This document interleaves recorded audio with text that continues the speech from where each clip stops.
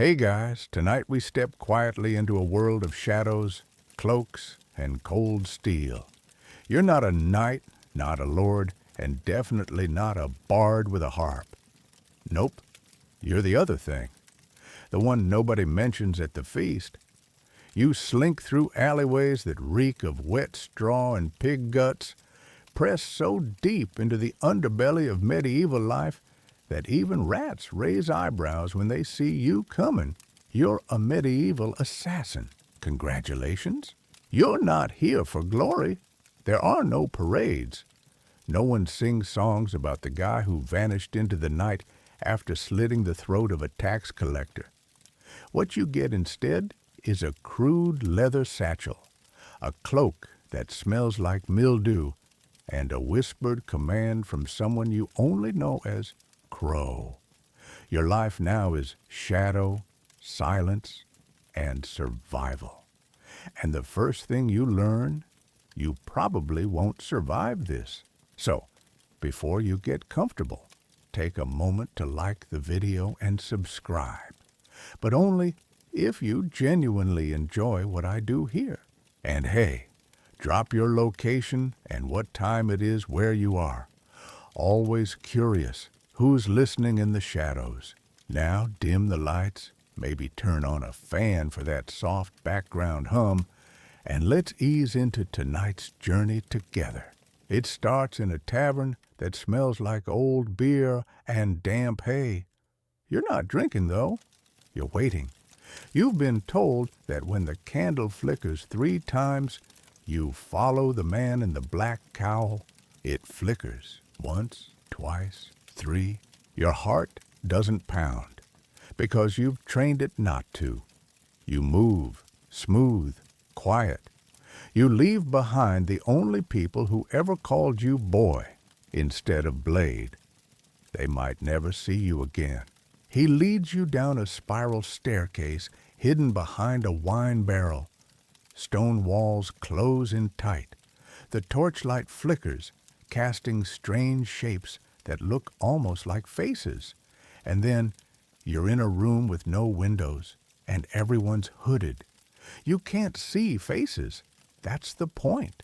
You want the brotherhood, says the man. You swear to die forgotten. You nod. You swear.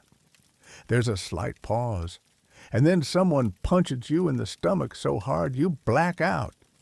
That's the initiation. When you wake, you're in a cell. There's a stale hunk of bread beside you and a rusted key on a hook just out of reach.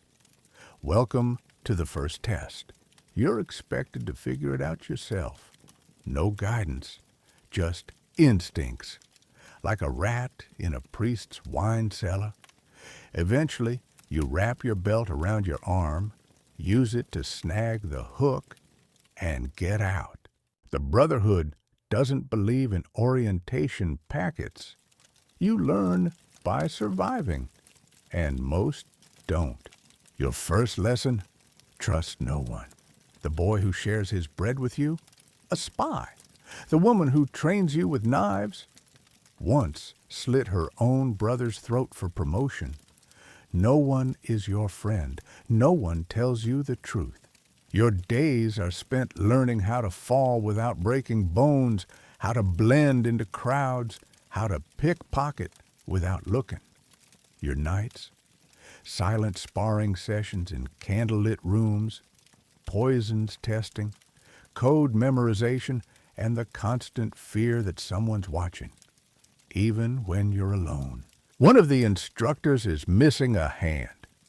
The story is he botched a job, came back, and had to pay the debt. You wonder how many limbs you'd be willing to give before they ask for your life. Fact check time. The real-life Hashashin of Persia, often linked to the legend of assassins, did exist, and while their organization differed from medieval European guilds, the concept of secretive, religiously fueled killers seeped into Western fears.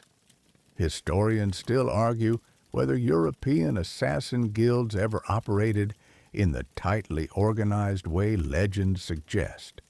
or if we've just baked myth into fear-flavored pie.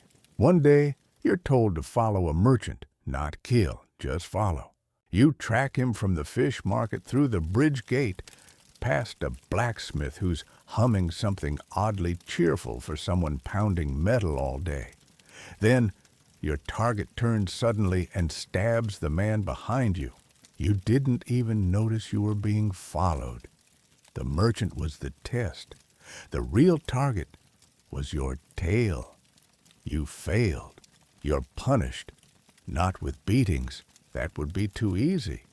They make you clean the latrines with your own shirt. You learn shame is a sharper blade than most steel. Then there's your handler, Crow. He never tells you his real name. He never lets you see his face in daylight. He smells like cloves and whetstone. You wonder if he ever sleeps. Crow gives you your first real job. Steal a letter from the mayor's desk. Not kill, not threaten, just steal. You spend a week pretending to be a stable boy. Your hands blister from hauling manure.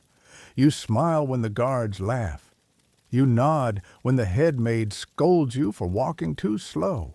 Then, one night, you slip in, you find the letter. It's a grocery list, another test. The next morning, Crow meets you in the alley behind the dye house. He says nothing, just hands you a curved knife and nods. You're in. You're not proud. You don't celebrate. You just sharpen the blade and try to ignore the way your fingers tremble. The thing is, this life doesn't come with instruction manuals. You spend days doing nothing. Then suddenly you're scaling a bell tower in the rain because someone might be hiding up there. You once spent an entire week undercover in a monastery pretending to be mute. You learn two things. Monks snore louder than bears, and they gossip like fishwives. Quirky tidbit? Some medieval assassin myths say initiates had to prove loyalty by killing someone they loved.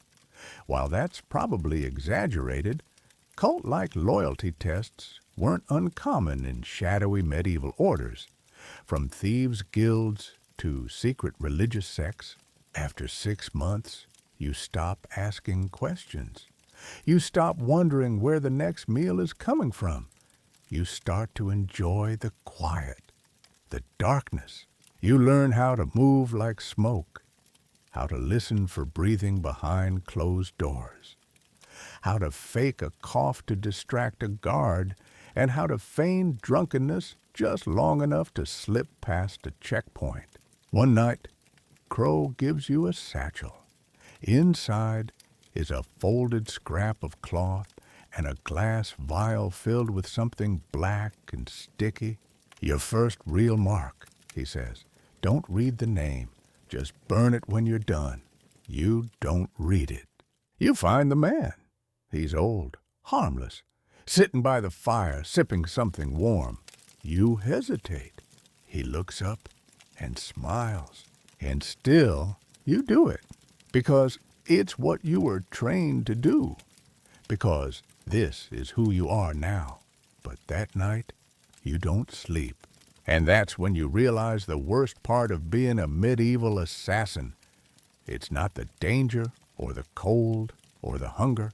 It's the silence inside you, the part that starts to vanish every time you succeed. You wonder if Crow ever hears the screaming when it's quiet. You wonder if you will too. You already know the answer. You sit by the riverbank at dawn, sharpening your blade with a whetstone smoothed down to a sad little nub. It's quiet here, except for the lapping of the water and the occasional croak of some depressed frog. You like this place, not because it's peaceful, but because no one else comes here. And when you live the life you do, being alone is the safest form of company. Your tools lie beside you, a curved blade, a small pouch of dried nightshade berries, a hollow quill filled with quicklime powder, and a flask of vinegar strong enough to melt rust. This is your gear. Not exactly the glamorous arsenal you'd find in some bard's tale. No hidden blades that spring from your wrists. No glowing potions or fancy smoke bombs. Just what you've made, or scrounged, or stolen. Your tools reflect your life. Crude, risky, and homemade. You remember when you tried to craft your first garrote wire. You didn't have anything fancy like piano wire, because guess what? Pianos don't exist yet. So you used horsehair, 4 strands twisted tight. It snapped on a sack of flour. So you upgraded. Copper wire stripped from an old lantern, run through boiled leather for grip. Still not ideal. Once during a mission, it snapped mid-strangle, and your target screamed like a banshee. You managed to finish the job, but not before 3 guards came crashing in. You spent the night hiding in a grain silo, covered in rat droppings and regret. Another time, you tried to make a poison that would slow a man's heart. You followed instructions from a tattered alchemist's book that smelled like mildew and goat sweat. You boiled wolf's bane, crushed dried frog's lungs, and stirred it all in a pot stolen from a plague house. The fumes made your eyes water and gave you a rash that lasted 2 weeks. When you tested it on a rat, the thing exploded, like literally just popped. Useful, maybe. Subtle, not at all. Mainstream historical fact coming your way. Real medieval assassins often relied on household items to create deadly tools. Contrary to popular belief, poisons weren't always exotic or expensive. They often came from simple herbs like belladonna, hemlock, or foxglove, all common enough to grow in cottage gardens. The real challenge? Dosing them precisely enough to kill, not just mildly irritate. Your mentor, Crow, once said, "The best tools are the ones no one notices." That's why your favorite weapon isn't a blade or a bottle. It's a sharpened bone needle tucked in your sleeve. Passes through most pat-downs unnoticed. You've used it to pick locks, jab throats, and once dislodge a pebble from your shoe so you didn't limp during a tail job. Elegant? No, but effective. Your kit is always with you. It hangs in a wrap around your chest under your tunic. It jingles faintly if you move too fast, so you've learned to walk like water. Soft, smooth, constant. The pouch smells terrible. A mix of blood, vinegar, old leather, and maybe a hint of pickled onions. Don't ask. But it's yours. Now, here's something weird. There's a rumor in the Brotherhood that one assassin once made a working blowpipe from an oxtail bone and used it to take down a duke mid-sermon. Historians still argue whether this is true or just one of those tales that gets juicier every time it's whispered in a smoky tavern. You've tried blowpipes. Once, the dart hit a sheep instead. The sheep lived, but it followed you round for 3 days like it was in love. You don't do blowpipes anymore. Then there are the distractions, a critical part of the toolkit. You're expected to carry pocketfuls of dry chickpeas to scatter on stone floors when guards chase you. Why chickpeas? Because they roll loudly and unpredictably. Better than ball bearings. Cheaper, too. You've sewn bells inside your tunic lining once, so you could jingle while a partner slipped in unnoticed from the shadows. A walking diversion. You hated that job. Then there's the wax tablet. You use it to take notes, if you're lucky enough to have wax. Otherwise, you scratch on wood or just try to memorize everything, which is about as reliable as a monk's vow of silence after 3 ales. Ink? Expensive. paper? Rarer than a bath. So you make do. Messages get carved into loaves of bread or pricked into fruit skins. Once, you etched a message onto a boiled egg and left it in a basket outside a tailor's shop. That got you a promotion. One of the more eccentric assassins you trained with, named Reed, because his arms were as thin as stalks, once hollowed out a candle, stuffed it with a map, and mailed it as a peace offering to a noblewoman. She burned it before anyone read it. Reed was reassigned to sewer duty. Let's talk gear maintenance. You spend hours boiling leather strips to soften them, oiling your blades with rendered goose fat so they don't rust, and checking your needles for burrs. A dull needle can mean a longer struggle, and time is the one luxury you rarely get.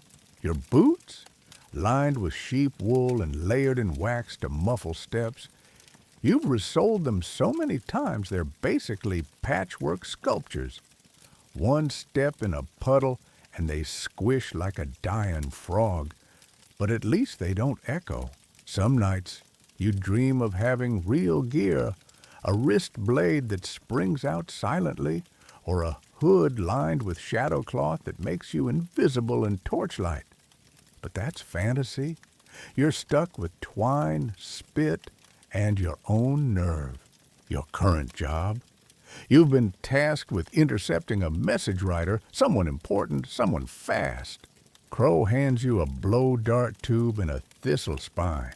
You groan, not again. But this time, it works. You crouch behind a bush as the rider passes, puff once, and the spine finds its mark. The horse keeps going, but the rider slumps, rolls off, and lands in a pile of manure. You retrieve the message, which turns out to be a love letter to a merchant's wife. The Brotherhood laughs for days. You don't. You still smell like manure. Another curious fringe fact, in some Eastern traditions, assassins used silkworm venom for their darts. Rare and difficult to harvest, but nearly undetectable. European assassins didn't have access to that, so instead, pig fat mixed with rancid mold. Nasty, but effective. Back at HQ, if you can call a wine cellar with one candle a headquarters, you show your gear to a new recruit. His eyes go wide at the needles and powders. You tell him it's all junk, just tricks. It's the hand, not the blade. You're lying. You know every tool matters. Every crumb of dried herb, every stitch in your wrap. Because one day, something you made might save your life. And that thought, that you can outthink, outmake, and outlast whatever the world throws at you, it keeps you going. Even when your fingers are numb, your eyes are heavy, and your only companion is the whisper of steel against stone. You pack your tools again, sling them over your chest, and vanish into the night. There's another mission waiting, and if you're lucky, you won't need to invent a new poison tonight. You wake up with the smell of wet straw jammed into your sinuses and something crawling across your forehead. It's not glamorous. It's not thrilling. It's just another morning in your very glamorous life as a medieval assassin. You live under a butcher shop now. Well, technically beneath the butcher shop's pig pen, which means your ceiling groans with the weight of grunting, farting livestock, and the occasional splatter of something better left undescribed. This hideout was deemed low profile. You'd agree. No one with a nose would come looking for you here. But let's talk about your personal scent. Because, let's face it, it's a problem. Bathing, in this world, is a luxury reserved for rich nobles, monasteries with springs, and the occasional delusional alchemist. You? You bathe only when the rain won't kill you, which is rare, very rare. Your hair's a mess of knots, your tunic crusted with sweat, dried blood, and whatever that is from the alley 2 nights ago. You don't even want to know. There's a theory that your smell actually helps you stay hidden. Guards don't want to frisk you. Nobles cross the street when they see you coming. You once made a fully armored knight gag just by leaning in to whisper an insult. That's power, right? And while we're on the subject, let's take a moment to appreciate what it actually means to exist in a world where deodorant is a fantasy. Everyone smells. But assassins, you reach a new tier. Mainstream historical fact. It's true that hygiene wasn't a top priority in the Middle Ages. While some cities had bathhouses, many people believed that bathing too often could open the pores to illness. So yes, stench was normal. But even by those standards, your particular aroma is potent. Still, you try. You rub sage leaves on your skin, chew mint to cover your breath, and once even smeared yourself with lavender oil filched from a merchant satchel. Didn't help. You just smelled like rotting flowers. Crow once said, "The best camouflage is disgust." He wasn't joking. You've learned how to blend in not by disappearing, but by being beneath notice.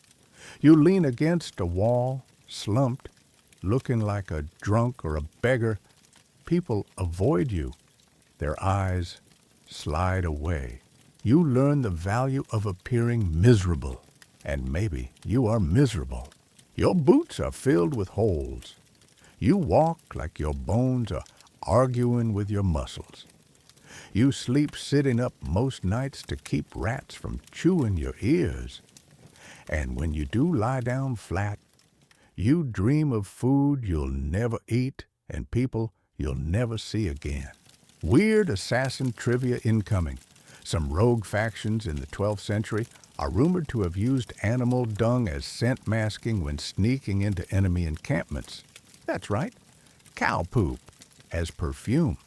Historians still argue whether this was a practical strategy or just a really persistent joke in a centuries-old field guide. One time, you did try to clean up. You snuck into the cathedral's fountain just before dawn and scrubbed the grime from your arms with a handful of sand. It felt good. You almost smiled. Then a monk caught you and threw a jug at your head, yelling that you were defiling the holy waters. He wasn't entirely wrong. You smelled better for a day, though. Even Crow noticed. He gave you a side glance and muttered, "Trying to get promoted to court jester? Never again." Then there's your diet, which doesn't help with the smell or your mood. You eat what you can steal, scavenge, or trade. Hard bread that chips your teeth. Gruel with more bugs than grain. Beer that's sour and flat, but safer than the water. Once, you found a stall selling roasted leeks and thought you'd found paradise. You bought one. It turned out to be rat meat stuffed inside a hollowed onion. You still ate it. You have a constant ache behind your eyes, a hunger in your belly, and 1,000 little bruises in places you can't reach to scratch. And still, you do the job. That's what's maddening. You still show up when Crow snaps his fingers. You do it because it's all you have. You do it because the Brotherhood owns you now. You've heard whispers of one assassin who refused to carry out a mark. Said he didn't believe in the cause. The next morning, his body was found in the river, dressed in a nobleman's clothes and a sign around his neck that read, "Traitor." You got the message. One night, you get a job. Follow a merchant through the slums and mark the house he enters. Easy. You wrap a scarf around your nose, not for stealth, just because the smell of tanneries and boiled fat makes you dizzy. You slink along behind the man, pretending to dig through trash, pretending to be drunk, pretending to be a part of the filth that nobody sees. He disappears down an alley. You wait. Then you follow, and you're ambushed. Two men grab you from either side. One slams your head into a wall. You go down hard. For a moment, everything is stars and ringing bells. But then you smell him. Garlic, dried fish, bad leather. You've smelled this man before. He was one of the guards on your last job. That's how you fight back. Not with strength, not with speed, but with scent memory. You jam a shard of broken pottery into his leg, roll away, and vanish into a midden heap until morning.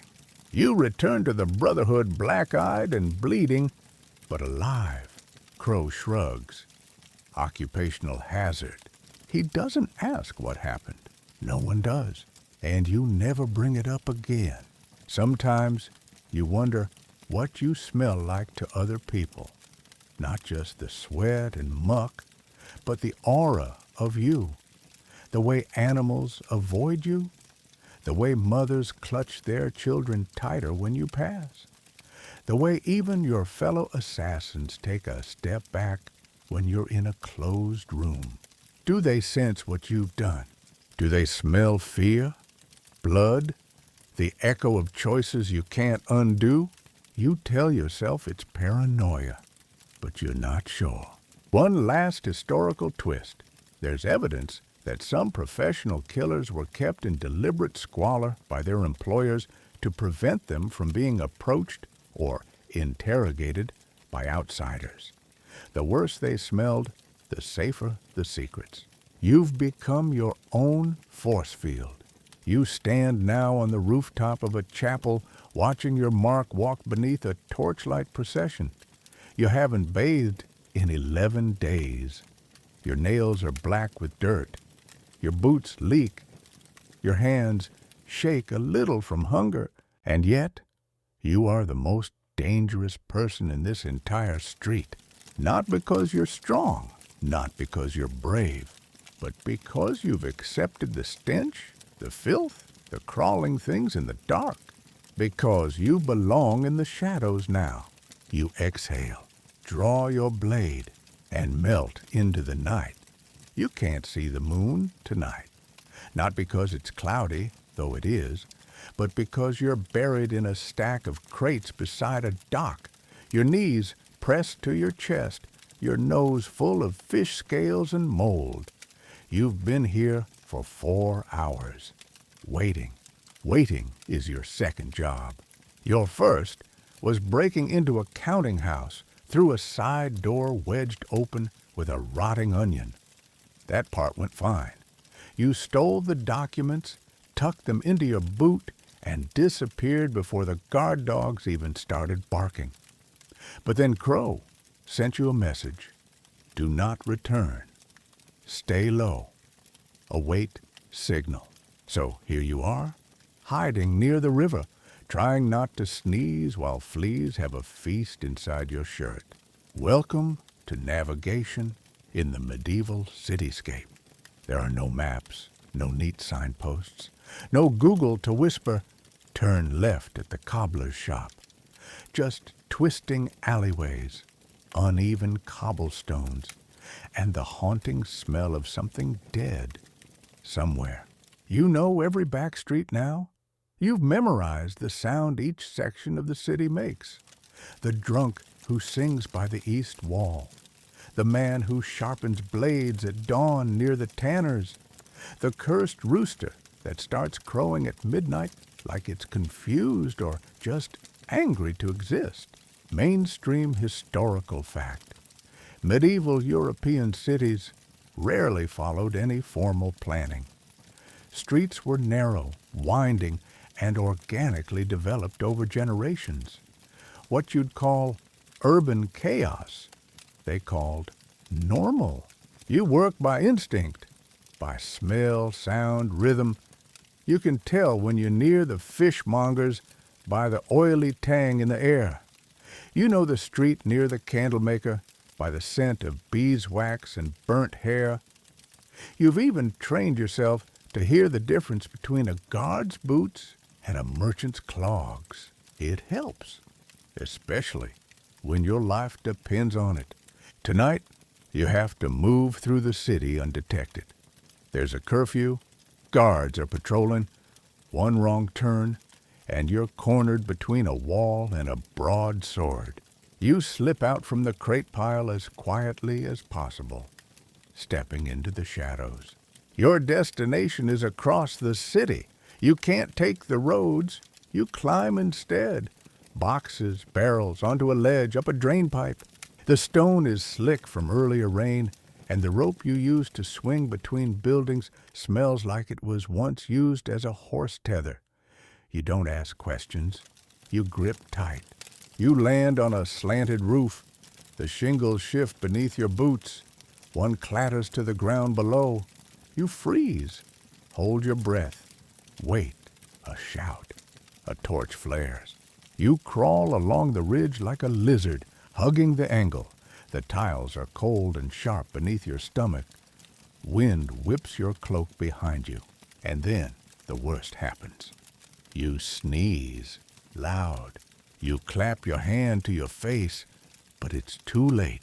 Voices, footsteps, metal unsheathing. You don't run.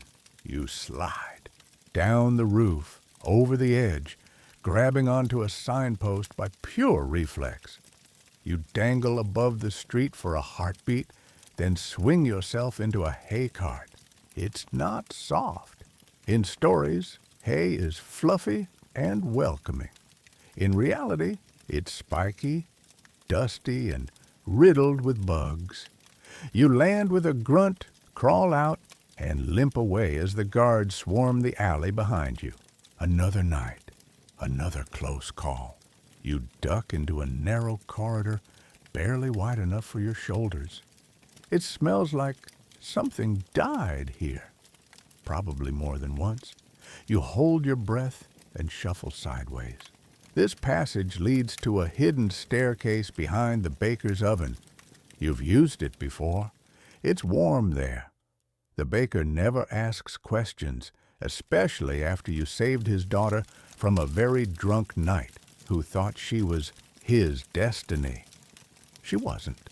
You make it through the passage and emerge near the cathedral wall. Gargoyles stare down at you like disapproving pigeons. You slip past the graveyard, careful not to step on loose stones. Last time, your boot got stuck between two headstones and you almost got caught. Graveyard ambushes are the worst. Then you hit the market square. At night, it's silent, empty. Just you and the echoes of chickens that haven't clucked in hours. The moon finally peeks through the clouds, casting silver across the cobblestones. You cross quickly, your shadow stretching long behind you. Suddenly, a door creaks open to your left. You freeze. An old man steps out barefoot, muttering to himself. He doesn't see you. You don't breathe until he disappears back inside. Odd bit of fringe lore time. Some assassin orders trained members using blindfolded runs through real city streets. Sensory memory and footstep counting were the only tools. Whether that actually happened or is just a tall tale whispered in guild basements, historians still argue over the plausibility. You've tried it once, blindfolded.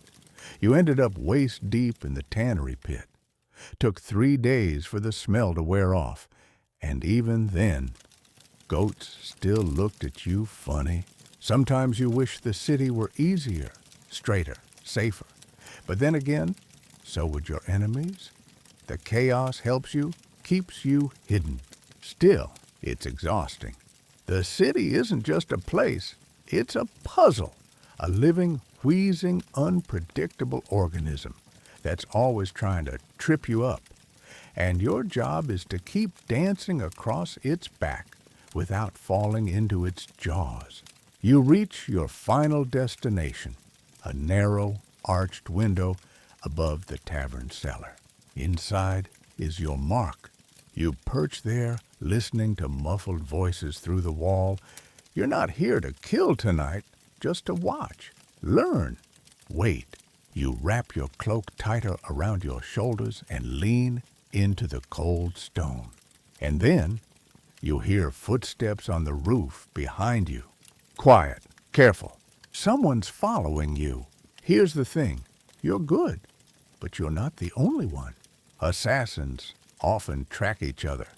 The Brotherhood tests you like that sometimes. Sends another killer to shadow you, force you to adapt. You hate it. It's like playing chess with a knife pressed to your spine.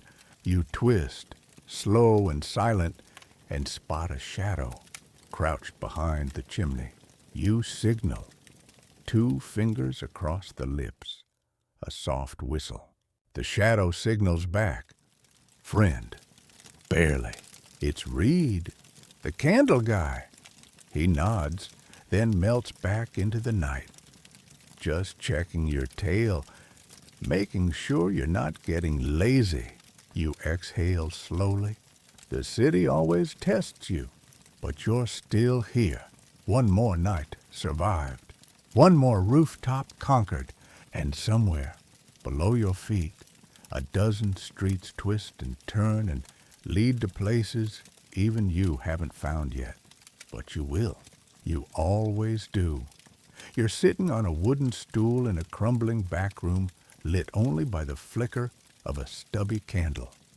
It's raining outside again, and the ceiling leaks just enough to create a maddening drip right into the bowl of stale barley soup you've been trying to ignore for the past half hour. Your boots are soaked. Your cloak smells like wet dog, and you're broke again. Because here's a fun secret no one tells you before you sign up to be a medieval assassin. The pay absolutely sucks. You'd think, given the whole risking your life for money angle, that you'd earn a decent living. Enough for a dry bed, maybe even a mug of warm wine now and then. But no, you live job to job, coin to coin, meal to meal, a gig economy with blades instead of bikes. Crow calls it the way of the shadows. You call it glorified volunteering. Your latest mission? You were promised 10 silver for slipping a vial of hemlock into a noble's stew. Easy, clean, no blood.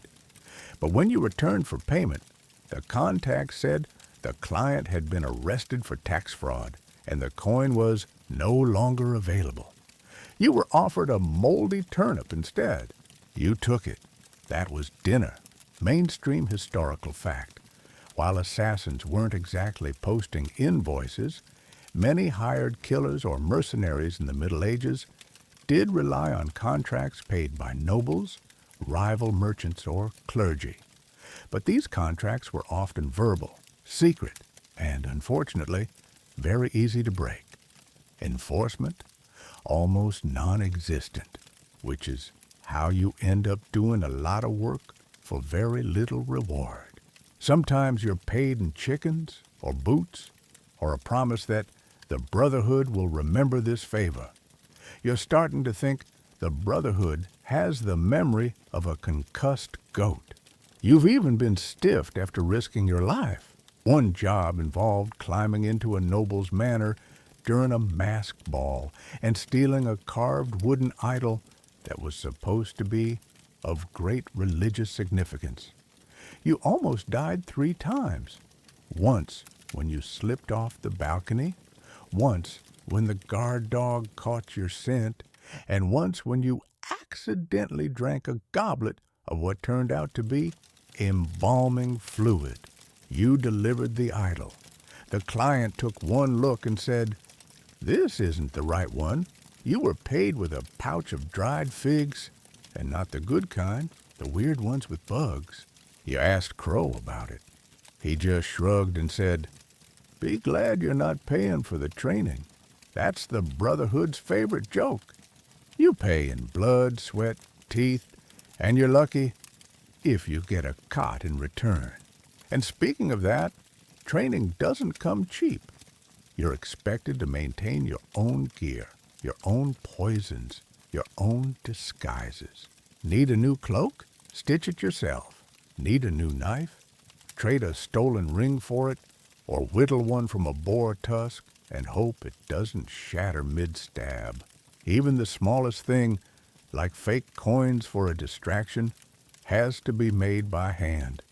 You once spent 6 nights carving wooden tokens to bribe a guard.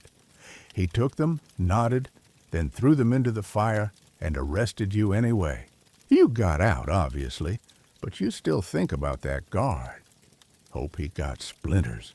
One of your best paydays came when a drunk baron hired the Brotherhood to deliver a letter to his mistress without his wife finding out. You thought it was beneath you until Crow told you to take it. You delivered the letter.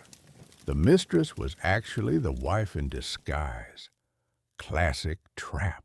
You got stabbed in the leg, fell out a window, and spent the night bleeding in a chicken coop. Your payment? 1 gold coin. Real, heavy, glorious. You spent it on boots. They fell apart in the rain 3 days later. Here's a quirky tidbit you once overheard in a tavern. There was allegedly a guild in southern France that offered tiered assassination packages, like a medieval murder menu. Silver for a quick death, gold for a disgraceful accident, and platinum. No one knows what that was. Maybe you just erased someone. Historians still argue whether the story is real or the fever dream of a drunk lute player.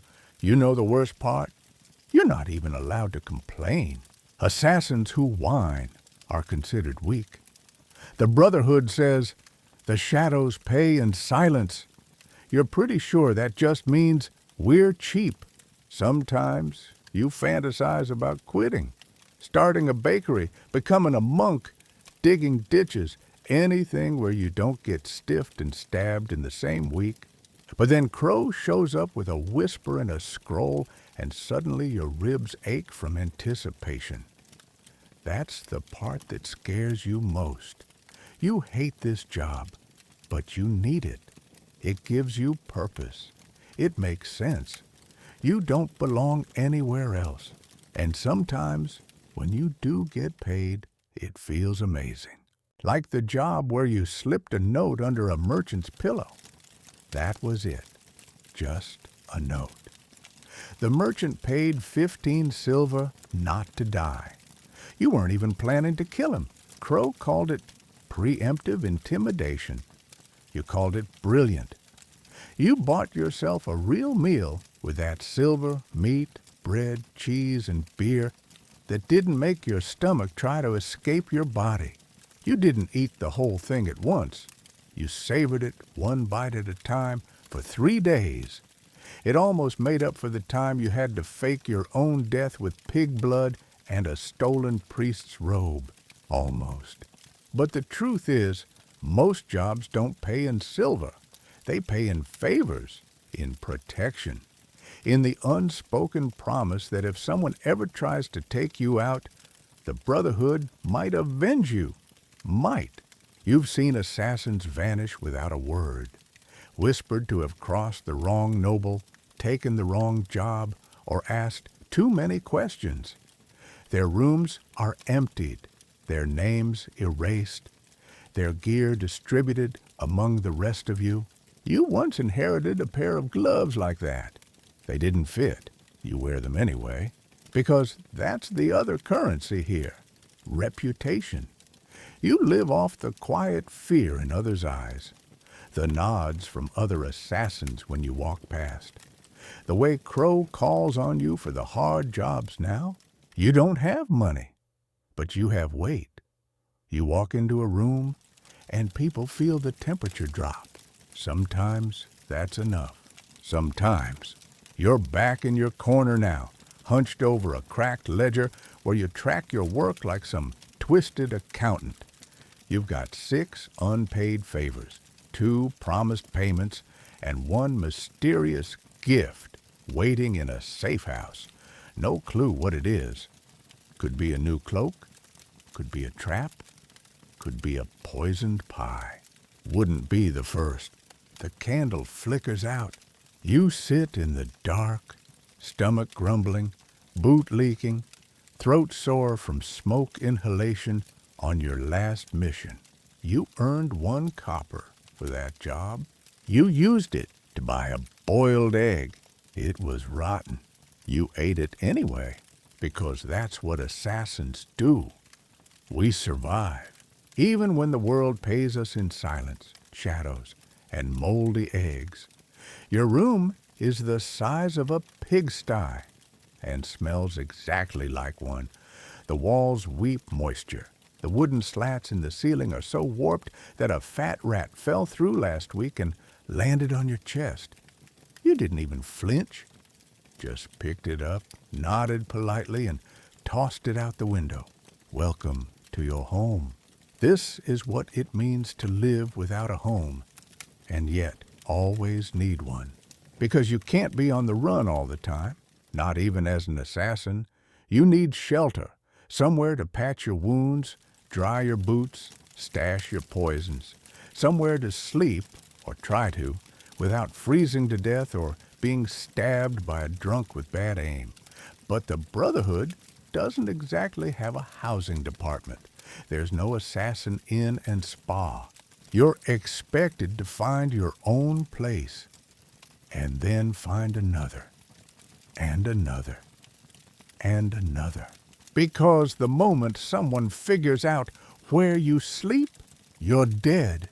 Your first safe house was a collapsed storage shed behind a brewery that had no door, but it had walls. Mostly. You shared it with 3 stray cats, a family of spiders, and 1 very territorial goose. You stayed there 2 weeks until a passing baker set it on fire for warmth. He didn't even know you were in it. Then you moved to the bell tower of a crumbling chapel. Great view, terrible acoustics. The bells rang every sunrise. And the pigeons? Let's just say pigeons do not respect personal space, or property, or dignity.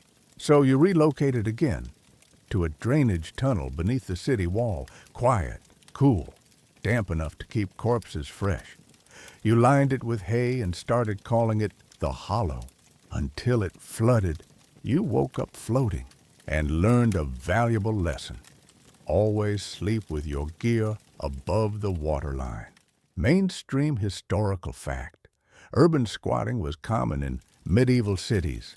Abandoned buildings, cellar spaces, and even church crypts were used as makeshift homes by the poor, criminals, and yes, those operating outside the law. These spaces were usually temporary, dangerous, and riddled with disease. You eventually realized that the best hiding spots weren't the hidden ones. They were the forgotten ones.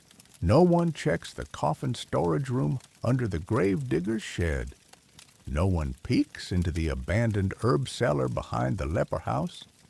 No one dares go near the old tower with the creaking floors and the story about the cursed knight who screams on stormy nights. You lived there for 6 months, never heard a scream, just the sound of your own teeth chattering through winter. But it was safe, safe-ish. You laid tripwires, kept 3 exits memorized, and left a crow feather at the entry to see if anyone passed through. One time you returned and the feather was gone. You didn't go back. You start to develop rules. Rule 1, never sleep in the same place more than 3 nights in a row. Rule 2, always have 2 exits, even if one of them is jumping into a pig cart. Rule 3, hide your real hideout by setting up a decoy, messy bedroll, fake food stash, burnt-out candle. Let them find that one, feel smug, and leave. It works. Mostly, you've also learned how to sleep light. You can snap awake at the creak of a floorboard, the whisper of a blade being drawn, the change in temperature when someone opens a door you sealed. And then there's the cache system. Every assassin is supposed to maintain at least 3 emergency caches hidden across the city. Tiny nooks filled with a blade, a cloak, a few coins, and a scrap of dried meat. Yours are under a chimney stone near the docks, behind a loose plank in the abbey wall, and, oddly enough, inside a hollow idol of St. Jorian in the Weaver's Chapel. You're not proud of that last one, but hey, St. Jorian now guards a vial of poison and 6 copper pieces. Divine intervention. Fringe detail alert. There's a theory among some scholars that medieval assassins used grave markers with specific carvings as coded directions to safe houses, like a hidden real estate network for murderers. Historians still argue whether these marks were real, symbolic, or just someone really bored carving fish into tombstones. You know one thing, your safe house is only safe until it's not. That's why you never fully unpack. Your gear stays wrapped and ready. Your boots stay near the exit. Your bedroll remains tied, not spread out. You sleep with your belt on. You never sleep with your boots off. That's how they get you. And sometimes, just sometimes, you stay in inns. Not the nice ones. Never the nice ones. The kinds where the lice beat you to the pillow and the innkeeper eyes you like he's guessing what you stole and how fast you can run. You pay in coin when you have it, in threats when you don't. But inns are risky. Too many eyes. Too many names on parchment. That's why aliases are part of the job. You've been Tom the Tinker, Merrick Blacktooth, Elias Three Fingers, and once, just once, Lady Briar, when you really needed a distraction and a fast getaway. You still have the dress for emergencies. And yes, it has hidden pockets. One time, you stayed in an attic crawl space above a tavern for 4 days, listening to the same lute song play every single night. Over and over. The song was about a goose who became a knight. It still haunts your dreams. But it was warm, and no one found you. So you hummed along in the dark. That's the assassin life. You make a home out of anything that won't kill you in your sleep. You learn to curl your spine to fit in barrels, to breathe shallow under floorboards, to sleep on rooftops during summer storms. You start to like it, because at least the wind doesn't ask questions. You're back in your current hideout now. It's a crate stacked in the back corner of a warehouse. No one knows you're inside. You've carved a small hole in the wood for air, and you have a rolled-up blanket, a jar of stale butter, don't ask, and a candle stub. You light the candle and breathe in the waxy warmth. It's not much, but it's yours for tonight. Outside, the city groans. Rain ticks against the roof like tiny hammers. Somewhere, a drunk shouts something about cheese. You pull your cloak tighter, tuck your blades under your knees, and close your eyes. Because tomorrow, you'll move again, and the night after that, and the night after that. But for now, you're safe, and in your world, that's as close to home as it gets. You're crouched behind a cracked barrel of rotting apples, watching a stone alley that stinks of vinegar and urine, waiting for your mark to reappear. But you're not listening for footsteps right now. You're listening for the signal. 3 slow claps. The sound of one of your own. Because tonight, you're not working alone. You're working with a partner. And nothing ruins a perfectly good assassination like teamwork. The Brotherhood insists it builds trust. You suspect it's more about covering their backsides. Send two of you. If one gets caught, maybe the other gets away. Or maybe neither of you does. Because, let's be honest, assassins make terrible co-workers. You've been partnered with all kinds. The silent type who says nothing the entire mission and then disappears before you can even split the reward. The talkative one who hums while tailing marks badly. The overly cheerful type who names his knives and gives your poisons pet names like Spicy Nap Juice. Tonight's partner? Reed. Yes, that Reed. The candle guy. Nervous, twitchy, with the reflexes of a cat who's been electrocuted. You hear the three claps behind you. Reed slides into the shadows beside you, muttering, "He's late." You resist the urge to roll your eyes. The mark's not late. You're early, which is rare. But when you're forced to rely on someone else's timing, you don't leave things to chance. You whisper, "Quiet." He whispers back, "I am quiet." A rat squeaks nearby, and even it seems annoyed. Mainstream historical fact. While lone assassins are more romanticized, historical assassinations, especially political ones, often involved groups. Think of the Patsy conspiracy in Renaissance Florence or the attempted murder of Henry IV of France. Planning, backup, distraction, it all required coordination, which is exactly why you hate it. Reed fidgets with his belt pouch. You catch a glint of brass. Is that a wind chime? "It's for distractions," he whispers proudly. You stare at him. "It's a bell. A musical bell," he corrects. You bury your face in your hands. This is going to go great. When you work alone, you only have to trust yourself, your instincts, your hands, your decisions. But with a partner, it's like balancing a knife on a spinning plate in a windstorm. You have to coordinate silently. You have to cover each other's blind spots. You have to make sure they don't mess it all up. Tonight's job: follow a messenger into the lower quarter, confirm he meets with the target noble, then plant a note with an ultimatum from a rival guild. No blood, no noise. Reed's job: create a diversion if you're spotted. Your job: everything else. You trail the messenger through the alleyways, both of you gliding from shadow to shadow. It's tight coordination. At one point, you're crawling under a meat cart while Reed scampers over it. Another time, you whisper a warning just in time to keep him from stepping on a bone that would have snapped like a drumstick. You're starting to think maybe, just maybe, this could work. Until Reed sneezes loudly, like he's been storing it for a week. The messenger freezes, turns. You freeze too. Reed makes a noise. It's meant to sound like a cat.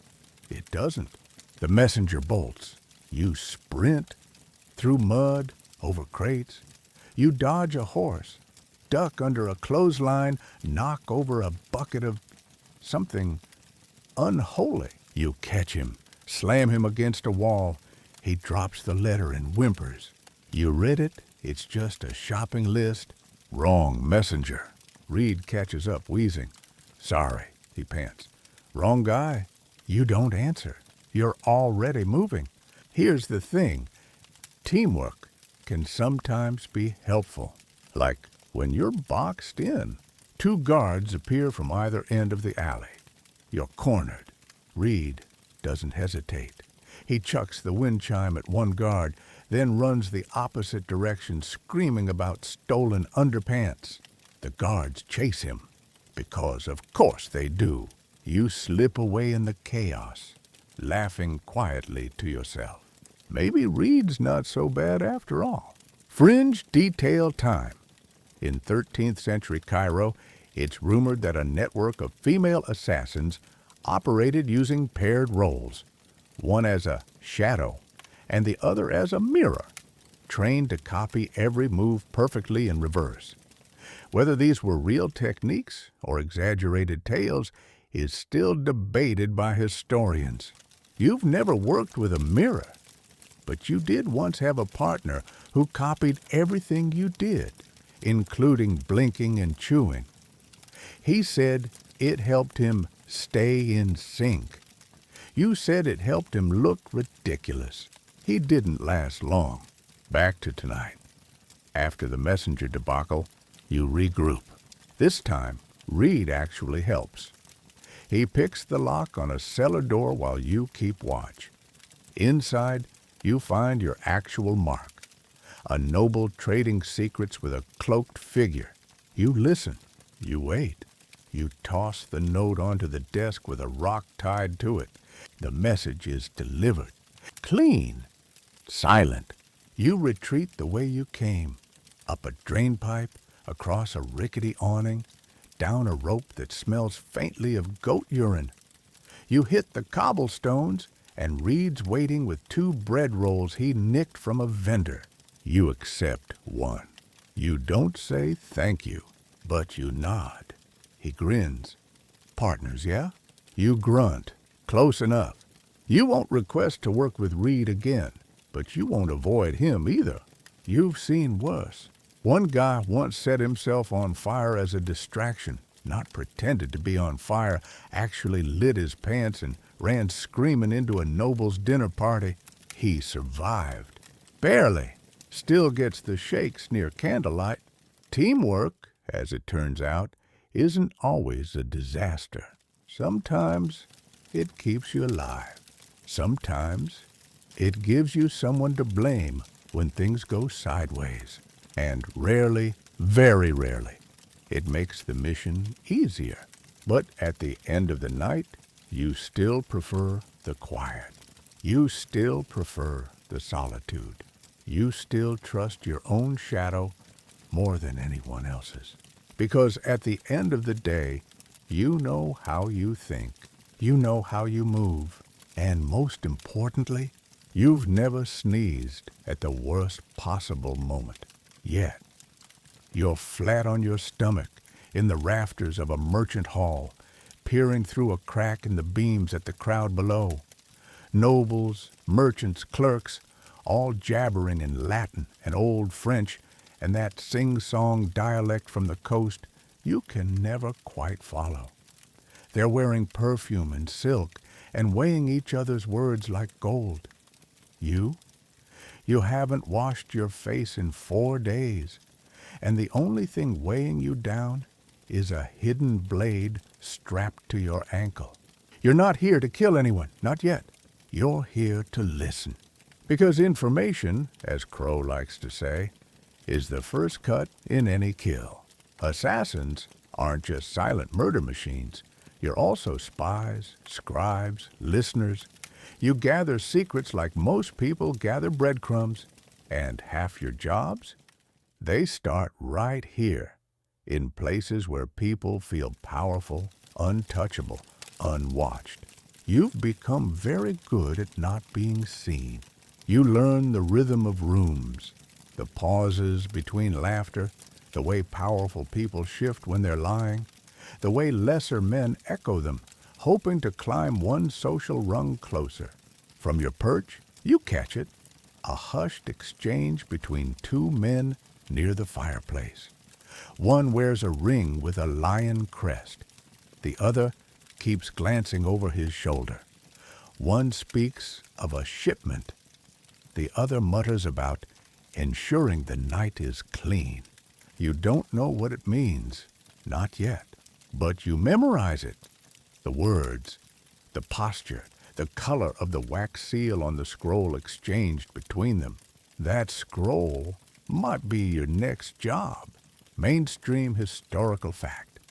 In many medieval states, espionage was an essential part of governance and warfare. Courts employed spies, informants, and listeners long before formal intelligence agencies existed. Venice even had a secret denunciation box where citizens could rat out others anonymously. The Brotherhood takes this to the next level. You're trained not just to kill, but to observe. Crow calls it reading the blood before it spills. You call it knowing what not to say. You slip out of the rafters unseen. It's not easy. Your landing in the alley leaves your ankles screaming, but you melt into the fog before anyone spots the dust your boots kicked loose. Another secret collected. Back in the safe house, you transfer the memory into ink and code. The Brotherhood has its own shorthand, an entire language made of strokes and dots and curves that, to the untrained eye, looks like scribbles or spilled ink. But to another assassin, it says everything. Names, plans, risks, pay. You dry the parchment over the hearth and tuck it into a hollowed book titled Sermons for the Lost. You chuckle. No one's finding you in there. Here's the thing. Intelligence is rarely clean. You once spent 3 weeks pretending to be a chimney sweep just to eavesdrop on a cardinal servant. You coughed up soot for a month. Another time, you disguised yourself as a wandering peddler and got so good at selling carved whistles, people started asking for custom orders. You still have one in your pouch, a tiny owl that wheezes when blown. There was the job where you dressed as a mute scribe, had to pretend not to react when a noble admitted to poisoning his uncle. You wanted to blink in shock. Instead, you scratched Latin prayers into parchment and acted bored. Fringe tidbit. There's an old tale that some monastic orders trained shadow scribes who could lip-read entire council meetings from balconies. Whether these monks were real spies or just particularly nosy holy men is still debated by historians. You tried lip-reading once, failed. The best you can do is eye-reading, watching the darting glances, the way someone scans a room before dropping a dangerous name. Eyes betray more than mouths in your experience. Tonight, you're tasked with gathering intel from a brothel frequented by off-duty guards. It's not glamorous. You pose as a candle boy, you light lamps, empty basins, pretend not to hear a thing. But you hear everything. One guard brags about his promotion. Another slurs about that business with a tax wagon. A third keeps asking if anyone else heard that the bishop's personal cook went missing. Again, you tuck every detail into your mind like coins in a pouch. Some of it is nonsense. Some of it will get someone killed.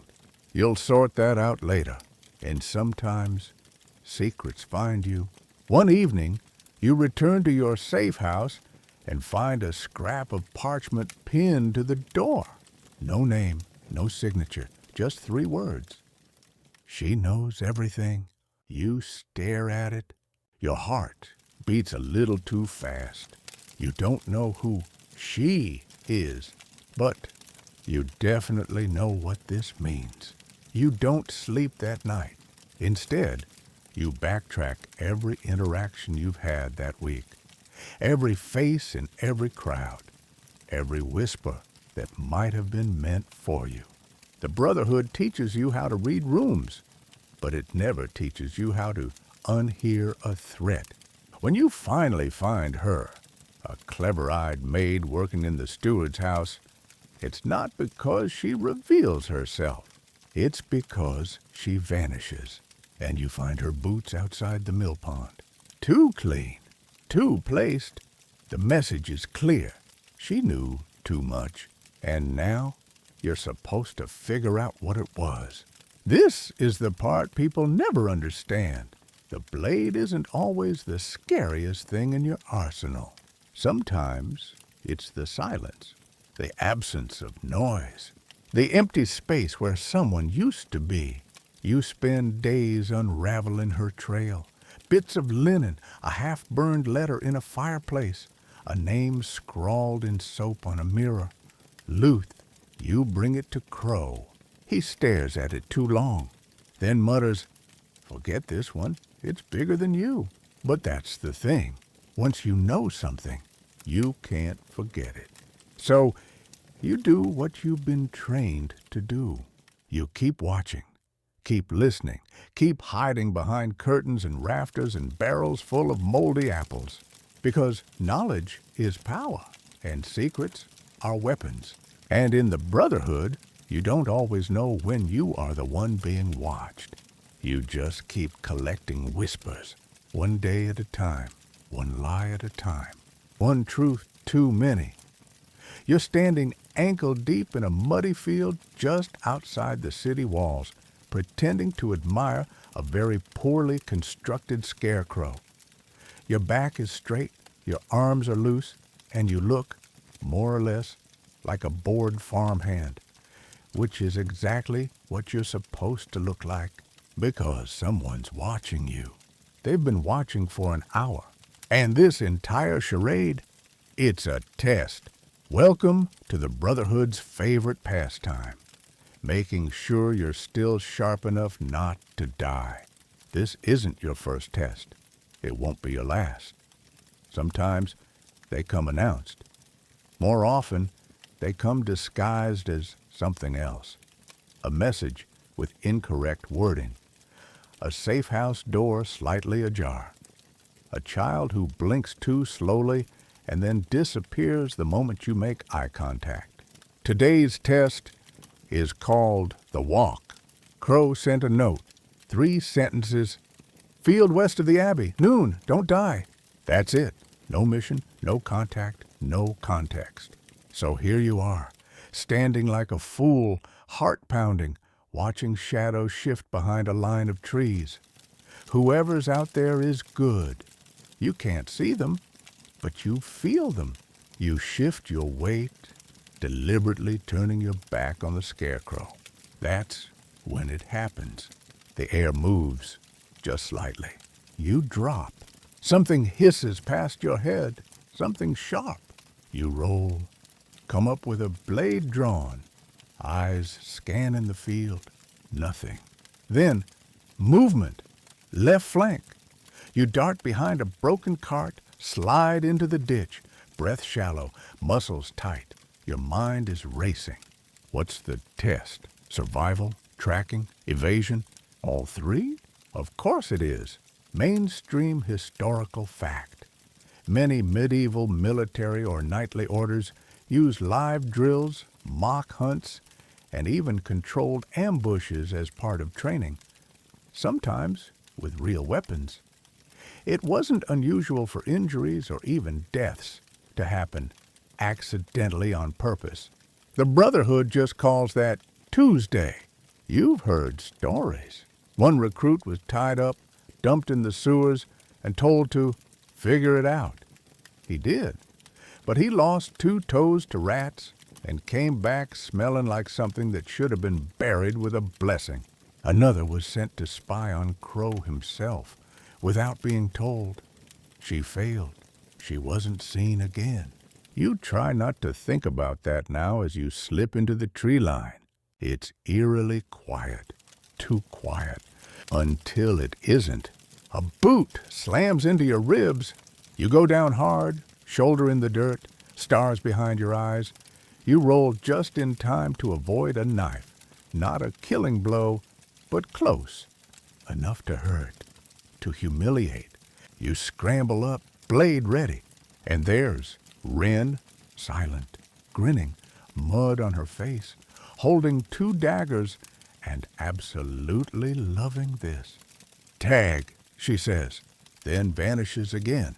You curse, quietly, because dignity still matters, and give chase. You and Wren go way back. She's fast, clever, brutal, and worst of all, funny. She once painted your sleeping face with soot and told a merchant you were cursed. Took you a week to shake the rumor, but she's one of Crow's best, which means if she's here, this test matters. The game continues for another hour. You trap her in a shed. She traps you in a flooded well. You fake an injury. She fakes a scream. It's dirty, fast, ruthless. And then, suddenly, it's over. You're panting, bleeding, grinning like a lunatic. She claps once, and Crow steps out from behind a tree. He looks disappointed, which is how Crow always looks, even when he's proud. You didn't die, he mutters. Disappointing, you ask? Wren laughs. Crow does not. Here's the thing about brotherhood training. It never stops. You don't graduate. There's no ceremony, no velvet hood or sword tap on the shoulder. You either survive long enough to stop needing instruction, or you don't survive at all. Your training includes everything.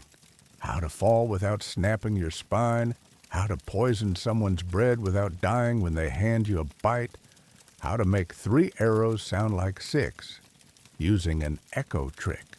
Crow once locked you in a smokehouse for 12 hours and told you not to pass out. You passed out at hour 9, woke up with soot in your lungs and a healthy fear of smoked sausages. Fringe detail time. Some underground guilds were said to use theatrical methods to train, mock executions, fake betrayal scenes, even resurrection drills, where a recruit would be declared dead, then appear reborn the next morning with a new identity. Historians still argue whether this was practical training or initiation hazing that got wildly out of hand. In the Brotherhood, everything's a lesson. One time, you followed a trail of blood thinking you were saving a captured ally. Turned out to be pig's blood, and the ally, a scarecrow. With a note pinned to its chest, dead weight gets you killed. You're better now, sharper. You've learned to question everything. Nothing is sacred. Not food, not friendships, not your own instincts, because they want you to second-guess yourself. It keeps you alive. Even sleep is a lesson. You're taught how to nap in 4-minute intervals, how to dream lightly, how to wake up swinging, and yes, how to kill while still technically asleep. You've never tried that one yet. Crow finally speaks. The real test was yesterday. You freeze. What? He shrugs. The priest at the chapel, he was watching you. You failed to notice. You feel your stomach drop. But I thought, that was the test. Wren interrupts. This was just the punishment. She tosses you an apple. You don't eat it. You're not that new. She winks. Smart. Crow walks off. No praise. Just that eternal scowl and a fading silhouette. Wren follows him, whistling. You stay behind, covered in mud and bruises, wondering how you missed a priest who wasn't even a priest. Later, you'll double-check every face you passed yesterday. Reconstruct every word, every glance, every twitch of the crowd. You'll write it out. Analyze it. Turn your failure into fuel. Because that's what the Brotherhood teaches you. There's no end to training. Only the next lesson and the next scar. You sit alone in a crumbling wine cellar, candle flickering low, hands slick with something that's probably not wine. Your ribs ache, your shoulders stiff. You've got dried blood, your own, thankfully, on your boots, and your cloak smells like mold and regret. But what really stings? You failed the job. You failed. And the Brotherhood does not take failure lightly. It was supposed to be simple. A minor noble, known for gambling and overindulging in duck pâté, caught in a scandal. You were meant to intercept a letter containing proof of his crime before it reached the city's bailiff. A routine snatch and vanish. You traced the courier, planned 3 interception points, Watched him for 2 days. Everything was clean until you reached for the letter and realized wrong courier, wrong letter, wrong mark. And just like that, it was over. The real letter delivered, the damage done, the noble arrested that night, not executed but exiled, meaning someone lost money, favor, leverage, probably all three, and the Brotherhood, they lost face, which means you lost something else. You return to the meeting point that night. Crow is already waiting. He doesn't yell. He doesn't threaten.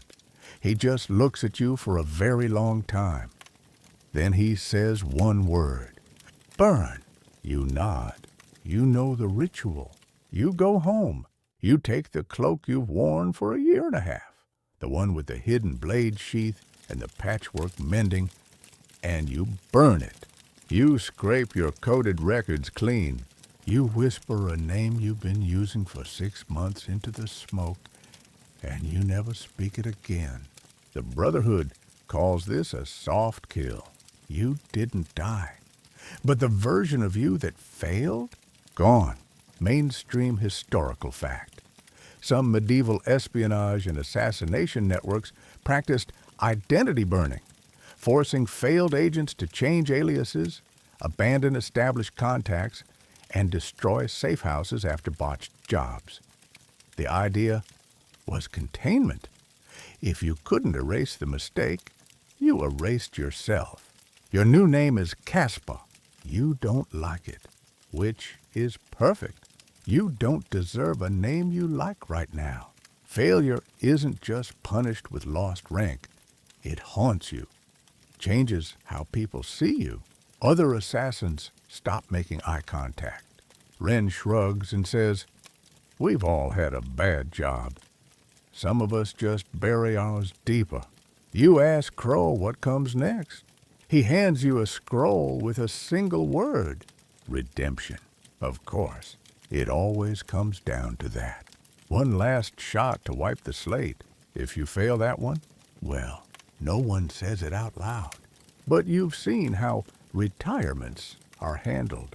Your redemption job is absurd. Kidnap a visiting diplomat's dog. Not the diplomat. Not the diplomat's wife or scribe or guard. The dog. You're not given the reason, and you know better than to ask.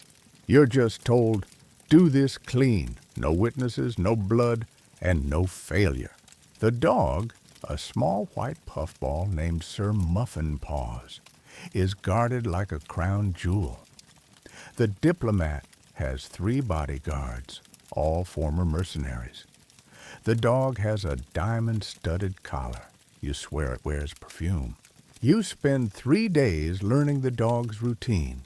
Morning walk, afternoon nap, evening stroll. It likes fish. It hates bells. You build your plan like a castle wall, layer by layer, weakness by weakness. The night of the job, you move in silence. Not a soul hears you. You use a smoked fish wrapped in silk. You time your approach with a thunderstorm. You slip the dog into a special lined bag and vanish before the guards even finish sneezing. The Brotherhood receives the pup. Crow never says thank you, just raises an eyebrow and mutters, "You're Casper now. Don't forget it," which, in assassin terms, is the closest thing to forgiveness. Fringe tidbit. There's a centuries-old rumor that a failed assassin once had to work as a castle gardener for 2 years as penance. He used this time to spy on his targets and eventually killed 6 nobles in one night using tools hidden in flower pots. Historians still argue whether it's true or just a bedtime story for murderers. You wouldn't mind the gardening, to be honest. A few plants, some sun, less bleeding. But no, you're back in the fold now, reborn, redeemed. Even if no one says it aloud, there's a shift. You're trusted with better jobs again. Not important jobs, but jobs with teeth. You don't mess up. Not again. Still, the memory lingers. You see the courier's face in your dreams. You imagine the letter in your hands. Imagine what would have happened if you checked the seal properly, if you'd waited another hour. But imagining doesn't change the truth. You failed, and the Brotherhood, it forgave you just enough to use you again. It will never forget, and neither will you. Failure sharpens you, cuts off the edges you thought were safe, teaches you that no matter how good you think you are, you're always one mistake away from being burned again. So, you learn, you adapt. You never trust a courier with perfect teeth again. And you never underestimate a dog named Muffin Paws. You're kneeling beside a market stall at dawn, pretending to examine a bruised turnip, when a man in blue breeches slips you a folded scrap of parchment. He doesn't speak, doesn't nod, just brushes past like a customer eager for early apples. You wait exactly 20 seconds before moving. Head down, step slow, into the alley, under the hanging laundry, behind the tannery where no one bothers you because of the smell. You unfold the note. 2 words, Lark's Hollow. No target, no time, no instructions. Which means this isn't a job. It's a summons. You've been summoned before. Once to bury a body that wasn't yours. Another time to take the fall for a Brotherhood theft. This time, you have a feeling it's neither of those. This time, it feels different. Because Lark's Hollow isn't in the city. It's 2 days east. And outside the city walls, your knives don't matter as much. Out there, you're not just a killer in the crowd. You're just prey with a good cloak. The road to Lark's Hollow is uneventful, which, for you, is suspicious. No bandits, no toll keepers, no strange rustlings in the trees. The kind of peace that only happens when something worse is clearing the road ahead of you. When you arrive, the village is nearly deserted. Smoke from one chimney, barking from one dog, and one old woman sitting by the well, stringing dried herbs on a line. You approach slowly. She speaks before you do. Sheds round back. He's waiting. You blink. She doesn't even look up. Welcome to the countryside.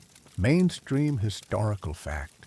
Rural safe houses and outpost lodges were essential to secret orders during the medieval period. Monks, mercenaries, and even royal envoys relied on coded markers, isolated shrines, and out-of-the-way inns to conduct shadowy meetings beyond the reach of city politics. You circle the house and find the shed. Inside is a man you haven't seen in 3 years. His name is Elias. He trained you, and he was supposed to be dead.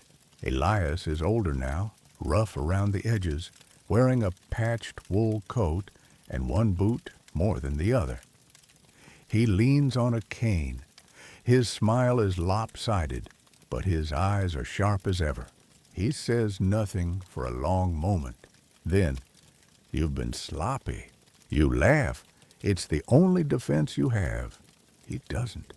You lost the courier job. You nod. You took the dog job. Another nod. He sighs and sits, gesturing for you to do the same. You remember the fishhook doctrine? You blink. Never kill what you don't understand. He nods. It still matters. This isn't a summons. It's a warning. Someone inside the Brotherhood is playing a longer game. One that doesn't end with a blade in a noble's ribs. One that goes higher. Elias left before he could be part of it. They told you he was dead. But he's been here, watching, listening. And now he thinks you've seen enough of the cracks to understand what he means. You ask, "Why me?" He laughs, a wet, rasping sound. "Because you're too smart to stay silent and too dumb to run." You ask what happens next. He hands you a list. It's short. 3 names. One of them you recognize, Crow. Fringe detail. Among some secret guilds and orders, there are said to have been ghost lists, rosters of people marked not for death, but for disappearance. These were names too dangerous to kill openly, but too volatile to leave alive. Scholars debate whether these lists ever existed, but the Brotherhood treats them as gospel. You read the names twice. You ask, "What do you want me to do?" Elias says, "Watch, listen, and when the time comes, don't flinch." You don't sleep much that night. The wind howls. The dog barks once. The old woman hums a lullaby that sounds like a prayer for the dying. In the morning, Elias is gone. No note, no trace. The only thing left in the shed is a feather. Black Crow, back in the city. You don't go to your safe house. You find a new one. You don't meet your usual contact. You follow them. You stop eating food you haven't cooked yourself. You carry poison on both wrists now, one in case you need it, and one in case someone else tries to use it on you. Because the Brotherhood you knew, it's not the one you serve anymore. Or maybe it never was. You're still getting missions, still doing the jobs, still walking the line. But now, you're watching everyone. You test the codes in every letter. You ask questions no one likes, and you lie a lot. Because when the Brotherhood smells doubt, they test you. And the next test might not come with a warning. You don't trust Crow. You don't trust Wren. You don't even trust your reflection. You start writing notes to yourself in cipher, burning them after you read them. You've been inside too long to walk away. But now, you know there's more than one game being played. And you're either a piece on the board or the match that lights it all on fire. You're in a wine cellar again. Different one this time. Damp stone walls, low ceiling, a persistent drip, drip, drip from somewhere overhead. It's the kind of place people get tied to chairs or buried under barrels. But tonight, you're here for a meeting with the dead, or at least the Brotherhood's version of them. They call themselves the cloistered, old assassins, the retired, the damaged, the disgraced, the ones who know too much to leave but too little to threaten the inner circle. They disappear off the official rolls but remain tucked away in cellars and shrines, kept alive with bread, ink, and occasional whispers. You've only met one before, but now, for reasons unknown, you've been summoned to meet 3, which is never good. Mainstream historical fact. In many secretive orders, especially those operating in violent or covert roles, retirement wasn't really a thing. Instead, aging members were absorbed into advisory roles, cryptic councils, or simply hidden from view. Some medieval texts reference silent circles or veiled elders. Though the truth remains hazy, the room smells of mildew and warm wax. A figure steps into the candlelight. Her face is half burned, one eye milky, the other sharp as a nail. You recognize her. She used to be called the Button, not because she was cute, because she once strangled a bishop with one. She sits without a word. Another follows, a man with a wooden hand. No name offered. He just nods once. The third arrives last. Young, surprisingly. Hair still dark. He walks like someone who's already died once. They don't give you names, just questions. Why are you still loyal? You hesitate because you're not sure you are. Because maybe you never were. Because maybe the Brotherhood was the only thing left after your family burned, your home vanished, and your real name was reduced to a whisper. But you don't say that. You say, because I haven't seen anything better. They nod. It's the closest thing to approval you'll get. The button speaks. We hear things. Things not meant for ears like yours. You don't flinch. She leans forward. We're testing you. Ah, of course. Still being tested. Always. She slides a pouch across the table. Inside is a job, one you won't find in your usual drop. You open it. One word. Giles. You know that name. He trains the Brotherhood's newest recruits. A relic, a shadow, a trusted pillar. And now you're being told, what? To watch him? To remove him? They don't say. Just that he knows too much. That phrase again. The Brotherhood's most polite way of saying his knowledge has become a liability. Fringe tidbit. In certain criminal guilds, it was rumored that high-ranking members were sometimes eliminated not for betrayal, but for memory. If they became confused or simply too old to recall when to keep secrets, they were quietly archived. Some accounts call this closing the book. You pocket the pouch, leave without speaking.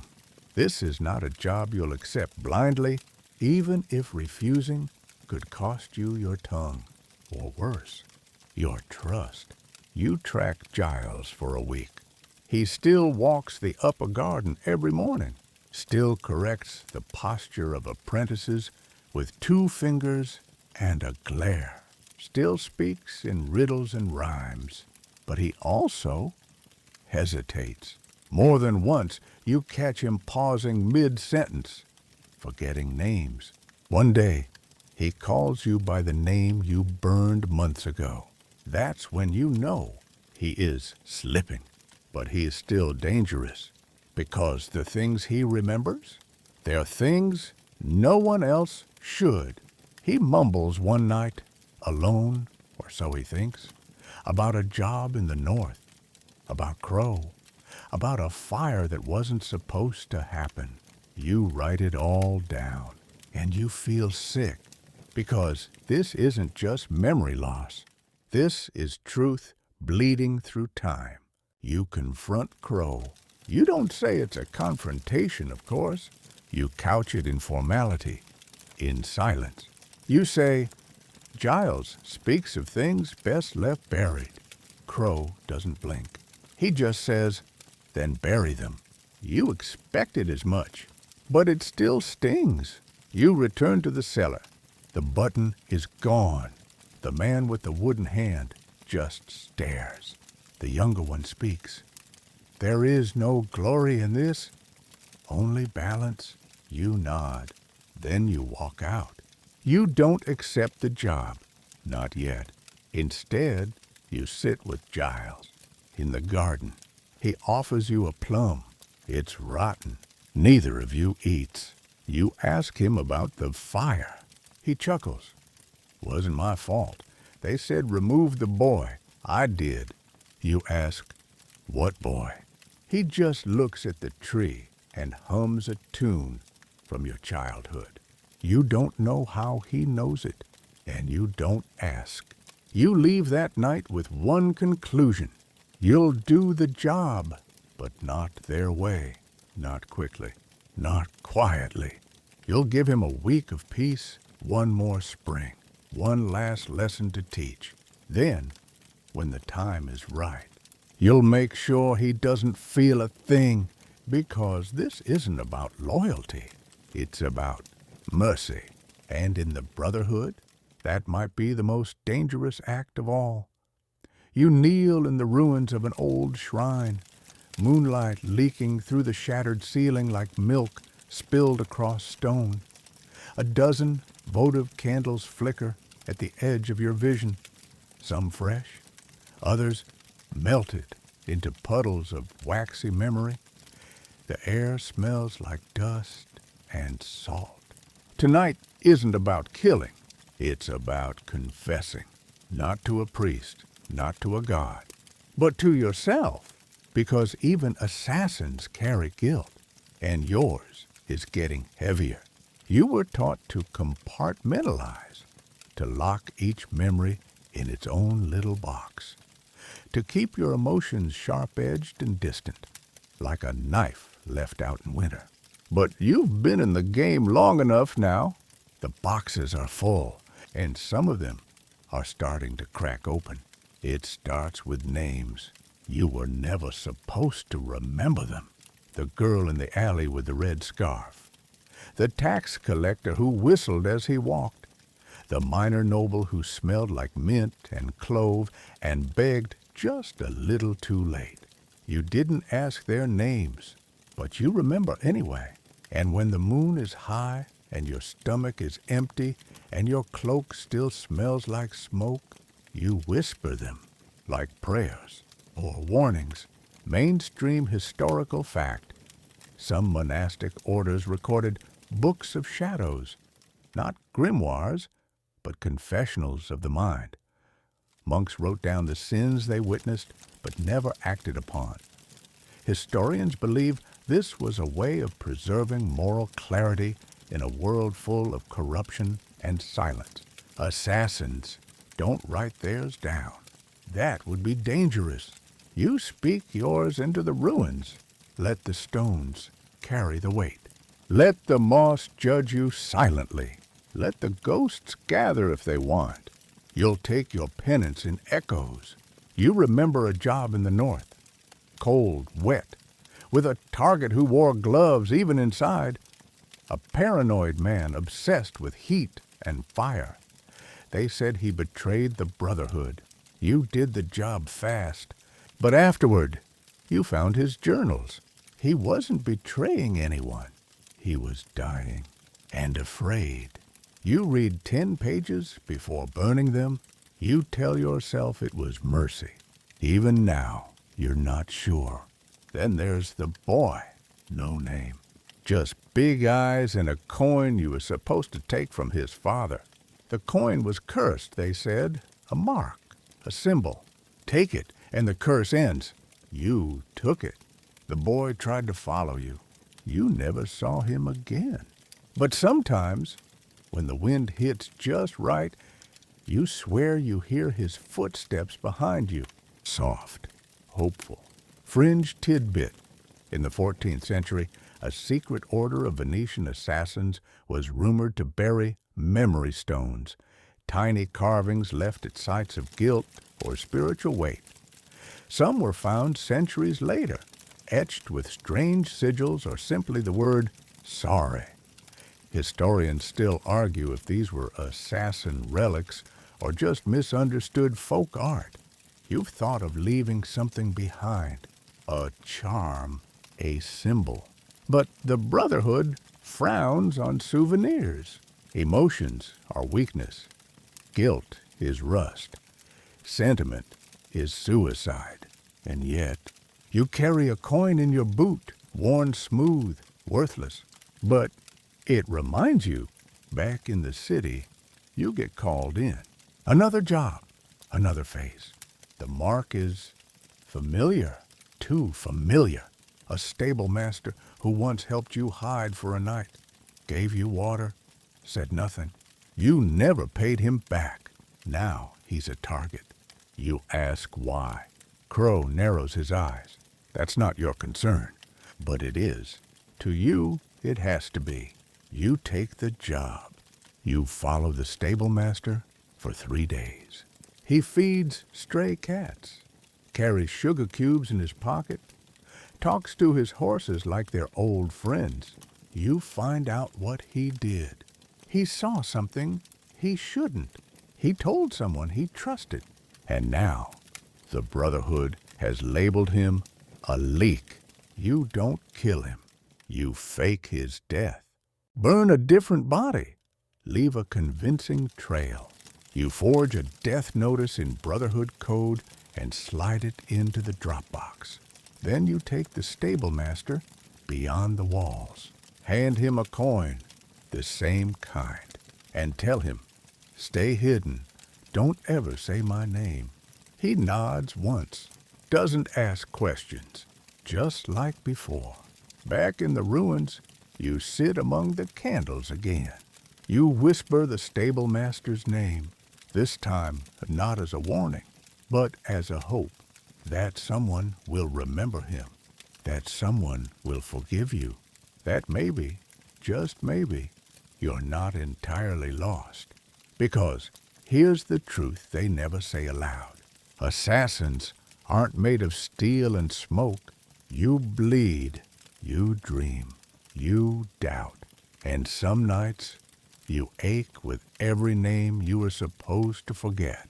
You never say this out loud, but in the silence of the shrine, under a broken roof and flickering light, you let yourself feel. And in this job, that's the most rebellious act of all. You're crouched under a rotting cart at the edge of a merchant parade, listening to a pair of spice traders argue about nutmeg quality. When it hits you, you're tired. Not the kind of tired that sleep fixes. The kind that lives in your bones, sets up camp behind your eyes, and whispers, maybe you don't have it in you today, but you do. Because if you don't, you die. That's the assassin's burden. Exhaustion is never an excuse. Today's target is a forger. Brilliant, discreet, dangerous. He's begun producing documents that could unravel entire alliances, land claims, inheritance seals, royal decrees with the wrong crest, the wrong wax, the wrong truth. He must be removed. But not killed. That's the twist. The Brotherhood doesn't want him dead. They want him convinced. They want you to persuade him no blood, just pressure, just fear. You're not used to jobs like this, and that terrifies you more than the ones with blades. Mainstream historical fact. In medieval Europe, forgery was both common and catastrophically effective. False charters changed borders. Fake letters launched wars. The church itself grappled with entire libraries of unauthorized documents. Skilled forgers could control kingdoms from candlelit desks. The target's name is Gaspard. He lives in the scriptorium quarter, surrounded by ink-stained hands and hollow-eyed apprentices. You pose as one of them. Easy enough, with your steady fingers and blank expression.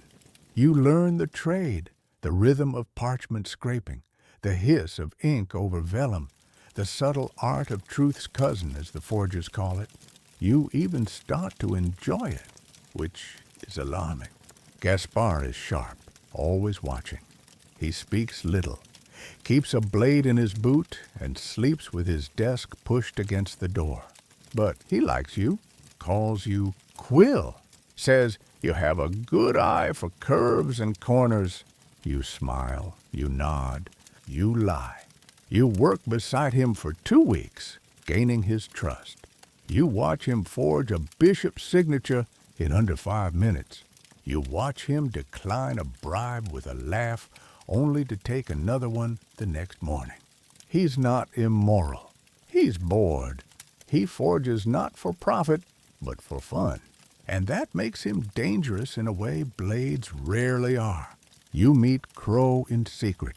He asks, "Is the job done?" You shake your head. "Soon." He narrows his eyes. "Do it quickly." But you don't, because something's changed. You've started to like Gaspard. Not admire, not trust, but like, and that's dangerous too. Fringe tidbit. Some secret orders employed paper assassins, scribes who would rewrite records to erase targets from history rather than kill them. In a few rare cases, they altered birth records so thoroughly that heirs vanished, and assassins never needed to lift a blade. Historians still debate how widespread this practice was, or how many people simply ceased to exist because someone changed a date. You consider the alternative. What if Gaspar could vanish? No threat, no blood, just gone. You start preparing the paperwork. A forged death notice, a fake confession letter, travel permits for a ghost named Alain. You confront him at dusk, slide the documents across his desk. He scans them in silence. You're not who you said you were, he finally says. No, you were going to kill me. Yes, he nods, thoughtful. Then he asks, why didn't you? You pause. Then, because you don't deserve to die. He studies you. Then he smiles. A tired, sad thing. You're either the kindest assassin I've ever met, or the worst. Maybe both. He agrees. Leaves that night under a new name, with a new face, and a promise to disappear. You never see him again, but 2 years later, you find a forged letter tucked into a library archive. It's addressed to Quill. It just says, still forging, still free, still grateful. You burn the letter, but not before memorizing every curve of the script. The next day, you return to Brotherhood quarters. Crow looks at you long, asks, is the problem resolved? You nod. He doesn't press, because he knows, maybe not the details, but the outcome, and he trusts that.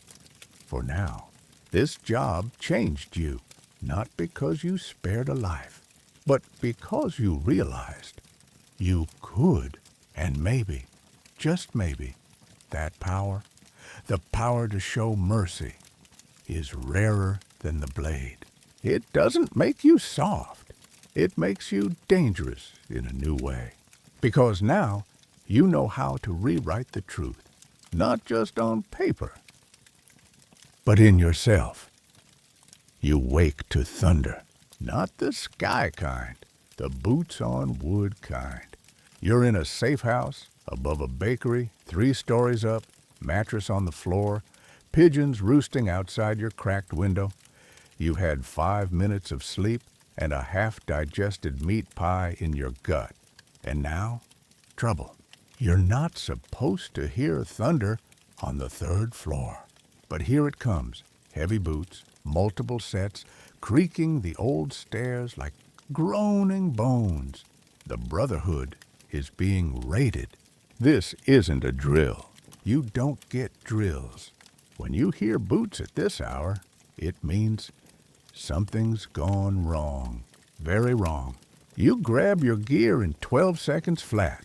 Blade, vial, rope, pouch of coins. You roll your papers tight, soak them in wine, and swallow them. Fast, messy, awful, but effective. By the time the boots reach your door, you're already out the window. You land on the adjacent roof, sprain your wrist, curse under your breath. Then you run. You don't look back. Assassins don't panic. But they do evacuate. Mainstream historical fact. Even secret guilds and assassins weren't immune to exposure. Kings and popes occasionally launched purges against rumored networks, often using mercenaries, spies, and public trials. Some orders vanished overnight. Others went deeper underground, becoming even harder to trace. The Brotherhood's always had enemies, but lately there's been more questions, more vanishings, more names whispered in the wrong rooms. And now, this. You spend the next 6 hours hiding in a grain cart, praying no one sneezes near the horses. When it's safe, you make your way to a backup safe house. Burned. Another. Empty. The 3rd, thankfully, occupied. Wren opens the door with her usual scowl. She has 2 knives in her sleeves and blood on her collar. "Thought you were dead," she mutters. "Not yet." She lets you in. You learn quickly. Half the local Brotherhood network has been compromised. Some captured, some dead, some just missing. Crow, gone, no trace. The cloistered, silent. You and Wren are among the few still moving, still thinking, still not in a cage. You gather what's left. 7 of you! 7 out of 32. You sit around a cracked table in an abandoned bathhouse. Moss on the tiles. Steam long gone. You compare notes. It's not an external threat. It's internal. Someone within the Brotherhood lit the fuse, and now the rest of you are choking on the smoke. Fringe tidbit. There's a theory that one major assassin guild in Prague destroyed itself from within after a schism about who controlled contracts. A splinter group forged letters in the Grand Master's name, leading to a cascade of false hits and paranoia. Some believe the guild never recovered, its remnants scattered into other organizations. You look at the faces around you. None of you trust each other completely, but you have no one else. Wren proposes you go dark. No missions, no contact. Burn the marks off your arms. Disappear. Another says you should find Crow. Another wants revenge. You want to know why. Why now? Why this? Why would someone gut the Brotherhood from the inside? You start with what you know. Crow is gone. Giles is dead, or close enough. The cloistered might have known too much. The forger you spared, still out there. Maybe the only one left who can tell you what was coming before it hit. You and Wren slip away under moonlight, traveling light, using back paths and cellar doors. You don't speak much. You both know what's waiting ahead, an unraveling. You just hope there's still a thread to follow. 2 days later, in a portside tavern where no one speaks the same dialect, you find a letter, sealed with a sigil you recognize, the one Gaspar forged for you. Inside, 3 words. It wasn't Crow. You sit back, heart pounding. Everything shifts. Back in the ruins of the Brotherhood, someone is tying off loose ends. Not to destroy the order, but to remake it. Someone wants the Brotherhood leaner, hungrier, more loyal. Someone who's cutting out the pieces they can't control. And you're next. You toss the letter into the fire. Look at Wren. She raises an eyebrow. You say, "Time to stop running." She grins. Finally, it's no longer about contracts or redemption. It's about survival. And if the Brotherhood's going to be reborn, you're going to make sure it remembers who you were, even if it means writing your name in blood on its new foundations. You step off the barge under a moonless sky, cloak heavy with sea spray, breath shallow with salt and tension. The port behind you is quiet, too quiet for its size. No bards, no drunks, no creaking laughter from the taverns, just lanterns and eyes, watching from windows you can't quite see. Welcome to Grellin's Reach. It used to be a shipping town, a crossroads for caravans and smugglers alike. But now it's something else. The Brotherhood once called it the Spine, the place where contracts were born, tested, and filtered up to the cities. Only the highest-ranking operatives were allowed here. You weren't one of them, but tonight you walk its alleys like you belong. Because someone inside the Spine betrayed the order. And you've come to cut that rot out. Mainstream historical fact. Certain medieval port cities served as secret hubs for mercenaries, spies, and contract killers, where messages could be traded like wine, and reputations built or destroyed by the right rumor. Historians still debate which ports were most influential, but Gdansk and Dubrovnik are frequent suspects. You and Wren move through the dark like smoke. No words, just signals. Her left hand twitches. Someone's following. She scratches her ear. The door ahead's rigged. It's an old dance. But tonight, the rhythm feels off. Half the signal doors are gone. One of the old safe houses is bricked shut. The alleys feel wider. The shadows hungrier.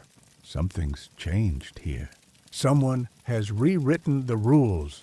You make contact with a former Brotherhood quartermaster named Lute, once known for her perfect memory and permanent scowl. Now she limps and drinks too much, but her eyes are still sharp enough to peel secrets from your voice. You say you're looking for contracts.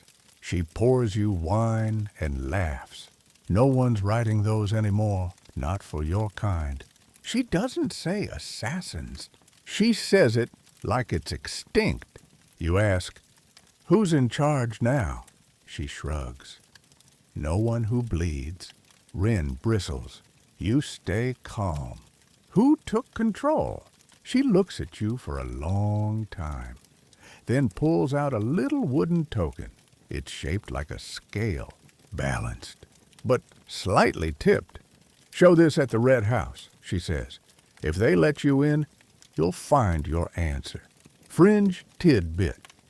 There's a long-standing myth that one medieval assassin order was overtaken by a shadow guild made entirely of former clients, nobles, merchants, and clergy, who wanted to control the blade rather than fear it. Some say this group rewrote the rules, invented new codes, and turned hired killers into state weapons. The Red House is neither red nor a house. It's an old customs hall, painted black, sitting by the docks like a forgotten tooth. You knock once, twice, once again. A panel slides open. You show the token. They let you in. Inside, the air smells like wet stone and old parchment. The lighting is soft, golden. The room is full of ledgers, not weapons, not traps, just desks, chairs. People in fine robes, some armored, some not. None of them assassins. At the center sits a woman with silver rings on every finger and ink-stained cuffs. She smiles like someone who already knows your secrets. You're late, she says. You say nothing. You came looking for Crow, she adds. Still nothing. But what you really want, she continues, is to know who replaced him. She leans in. And it was me. Her name is Magra. No Brotherhood background. No kill count. Just documents. She took the spine with ink and whispers, not blades. She found a way to control the contracts. All the contracts. Now, every job runs through her system. Assassins don't decide anymore. They obey. You ask, how did you get the Brotherhood to follow? She smiles. I didn't. I made them obsolete. You and Wren glance at each other. You realize what this means. The Brotherhood hasn't just been infiltrated. It's being absorbed. No more independent agents. No more tradition. Just a neat, clean killing service run like a bank. Magra offers you a job. Test loyalty, she says. Execute a rogue cell in the Northern Highlands. Your cell, the 7 left from the purge. She slides you the names, all of them familiar, all of them breathing, because you helped them stay that way. Wren looks at the parchment, then back at you. You nod once. Then you say, "No." Megra laughs softly. "I expected as much." And that's when the trap springs. Guards, not Brotherhood. These are cleaner, faster, trained. You and Wren fight like wolves backed into a corner. 2 dead in 5 seconds, 1 disarmed. Wren takes a hit, shoulder clean through. You get her out. Barely. The token burns in your hand as you flee into the salt-stained night.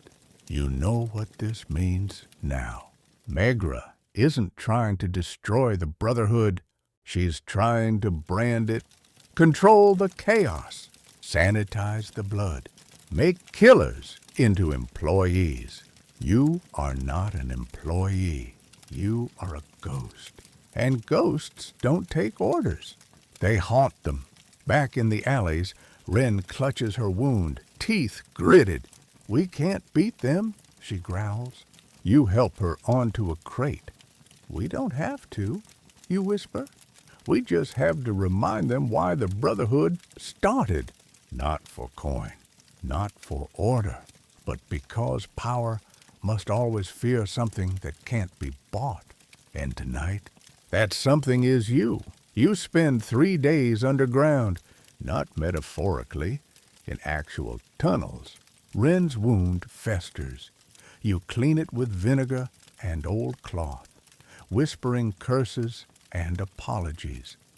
She bears it like a soldier, sweat pouring down her brow, but her eyes never dim. You owe her your life, which means now you owe her more. You tell her what you're planning. She grins. About time. The Brotherhood's not dead. Not yet. Just scattered, scared, disconnected.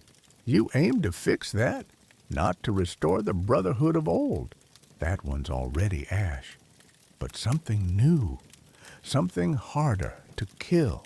First, you need to find what's left of the real network. And to do that, you need an impossible contact. A man named Calder.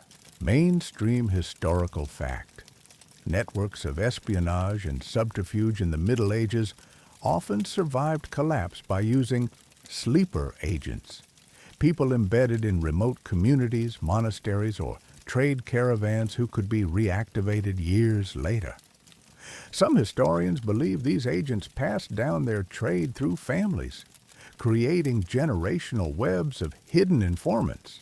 Calder disappeared 7 years ago after allegedly botching a royal hit in Anjou. Most assumed he was dead. You know better.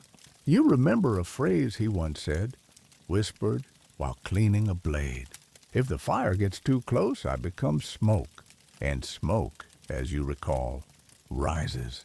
You start searching upward, to the mountains. The trek takes 4 days. Cold, steep, and miserable. You wear your cloak tighter. Wren limps, but keeps pace. You reach a monastery at the edge of a cliff, cloistered in fog and silence. The monks greet you with raised brows and lowered expectations. You ask for Brother Aldrich. No one answers.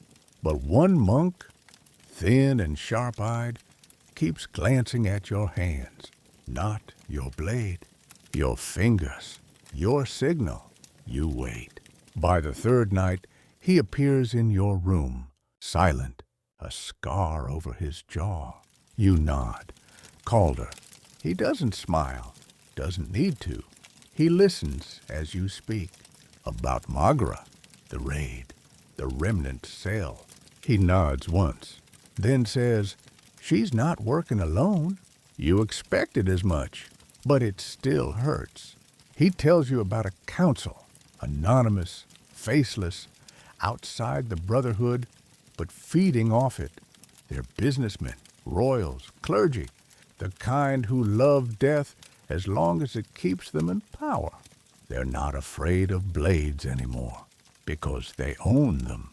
Then we take them back, you say. Calder's grin is quiet, ferocious. Exactly. Fringe tidbit. There's a legend about a group called the Severed Hand, a rogue faction of assassins who turned on their employers and destroyed an entire royal court in one night. The details are murky. Some believe it was myth. Others say one survivor lived, hiding their identity and training the next generation. Whispers claim they used a severed glove as their calling card. You leave the monastery with Calder at your side.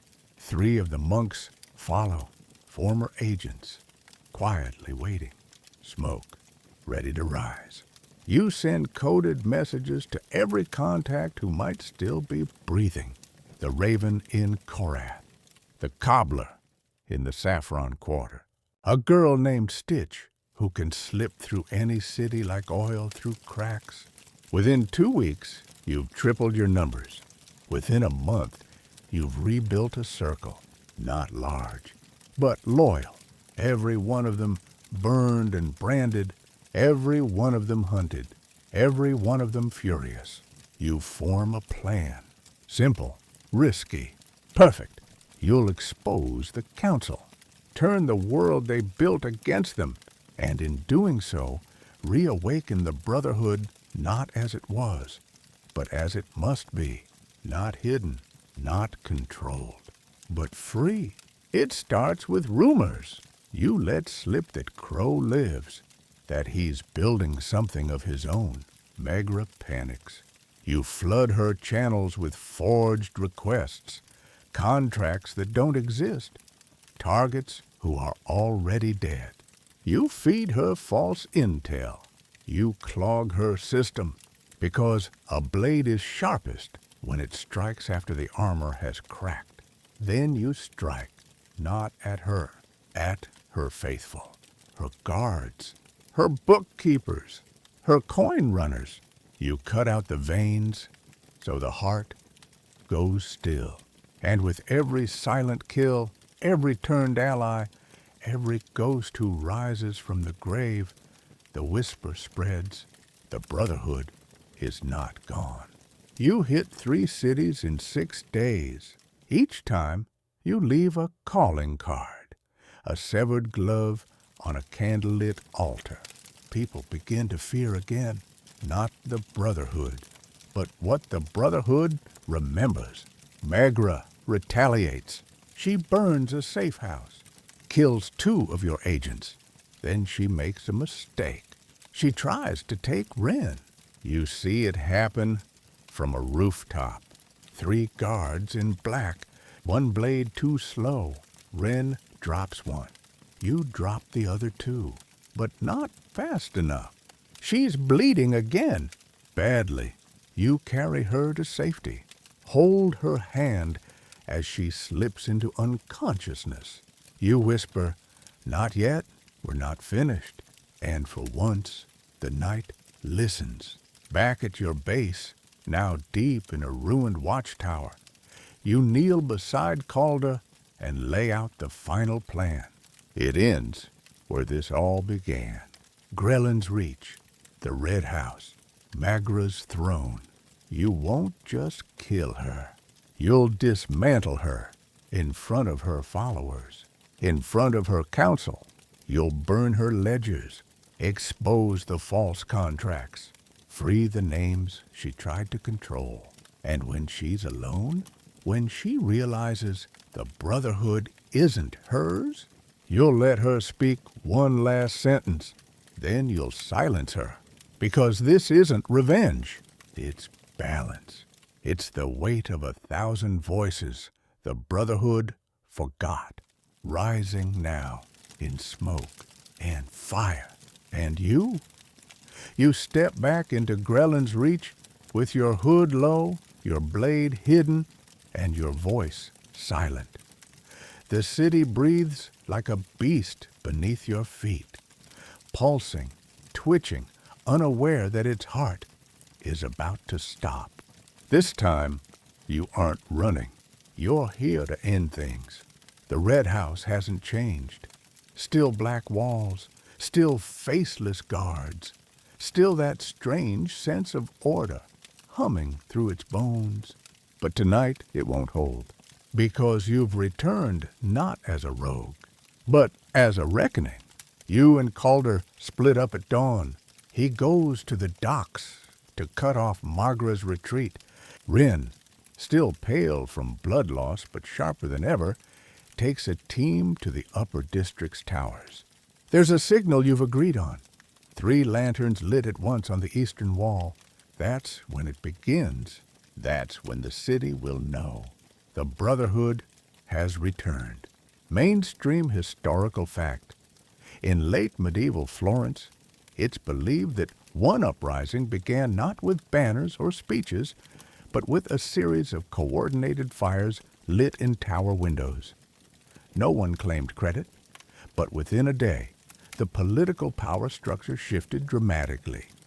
Historians debate whether this was rebellion or assassination. You wait beneath the Red House's eastern gate in the belly of an old tannery. Your breath is steady. Your hands don't shake. Not anymore. You've hunted kings. You've spared innocents. You've been betrayed, tested, and reshaped. What's one more night? Then it happens. 3 lights. 1, 2, 3. Flickering like new stars. You exhale. Then rise. Wren strikes first. The records office bursts into flame. Not the building, just the contracts. Just the names Magra tried to own. The crowd gathers fast, drawn by smoke and screaming. At the same moment, Calder ambushes the harbor checkpoint. No one gets in, no one gets out. And you walk right through the front door of the Red House. Because sometimes the boldest blade cuts deepest. The guards don't expect you. One shouts your name, another reaches for a bell. Too late. You don't draw your blade. You move. Fast. Clean. Precise. 2 men down. 1 stunned. 1 left breathing just long enough to whisper, "What are you?" You lean in. The thing you tried to kill. Inside, the clerks flee. 1 dives through a window. The others scramble into corners like rats. You ignore them. You know where she is. Upstairs. Top floor. Behind the wall. With the false ledger shelves. You find the seam. Press the mechanism, just like Lute told you. The door swings open. And there she is, Magra, draped in shadow and silk, waiting. "You're earlier than I expected," she says. Her voice is calm. You hate that. "Your network's in ruins," you reply. "Your council's running." She smiles. "Council? Oh no, I was the council." Fringe tidbit. There's a disputed letter from 1489 describing a queen of killers who ruled not through orders, but through paper. Her assassins never knew her name, only that every target passed through her hand. Some say she was burned at the stake. Others say she changed her name. The truth, as always, is slippery. Magra pours herself a drink, offers you one. You don't move. She shrugs. "I knew someone like you would come," she says. "Eventually. Idealists, relics. You step closer. You hollowed out something ancient. I perfected it." "No," you say quietly. "You caged it." She reaches under the table. You let her.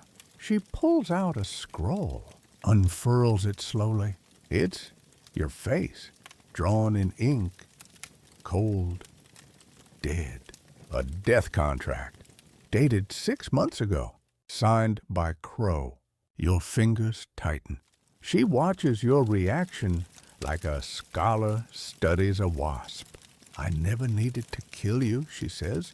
"I just needed you to doubt yourself." And there it is. Her true weapon. Doubt. Not poison, not daggers.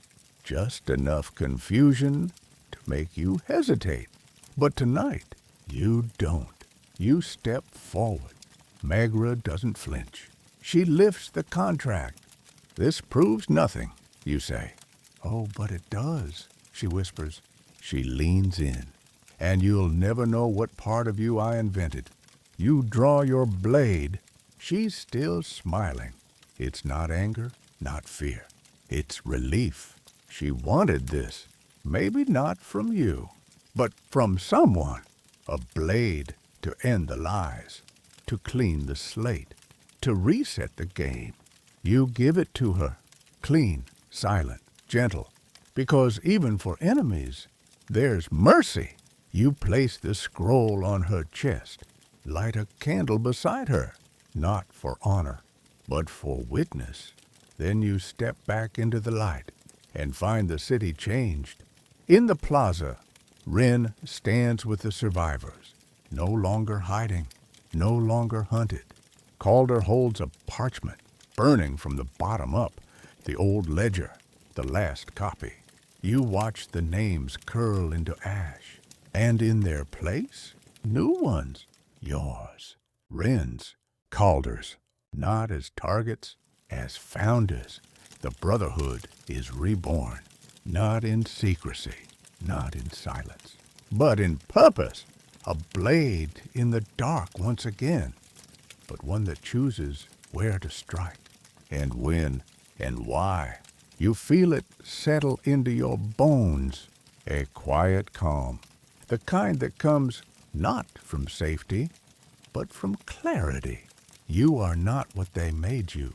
You are what you chose to become. And tonight, you chose well. The city holds its breath. Grellin's Reach, once a machine of quiet control, hums now with a strange, uneasy stillness. The kind of silence that comes after the earthquake, when the dust settles and people look at each other, wondering what changed and who lived. Magra is gone. The red house is silent. And you're standing in the ashes of a plan that worked. That never happens. But victory is its own kind of danger. People look to you now, not just the old guard, the ones who fought beside you in alleys, tunnels, and mountain paths, but the new blood, the kids with quick hands and no direction, the ones Magra never let into the inner circles, the ones she would have discarded. They look at you like you're a leader. You've never been a leader.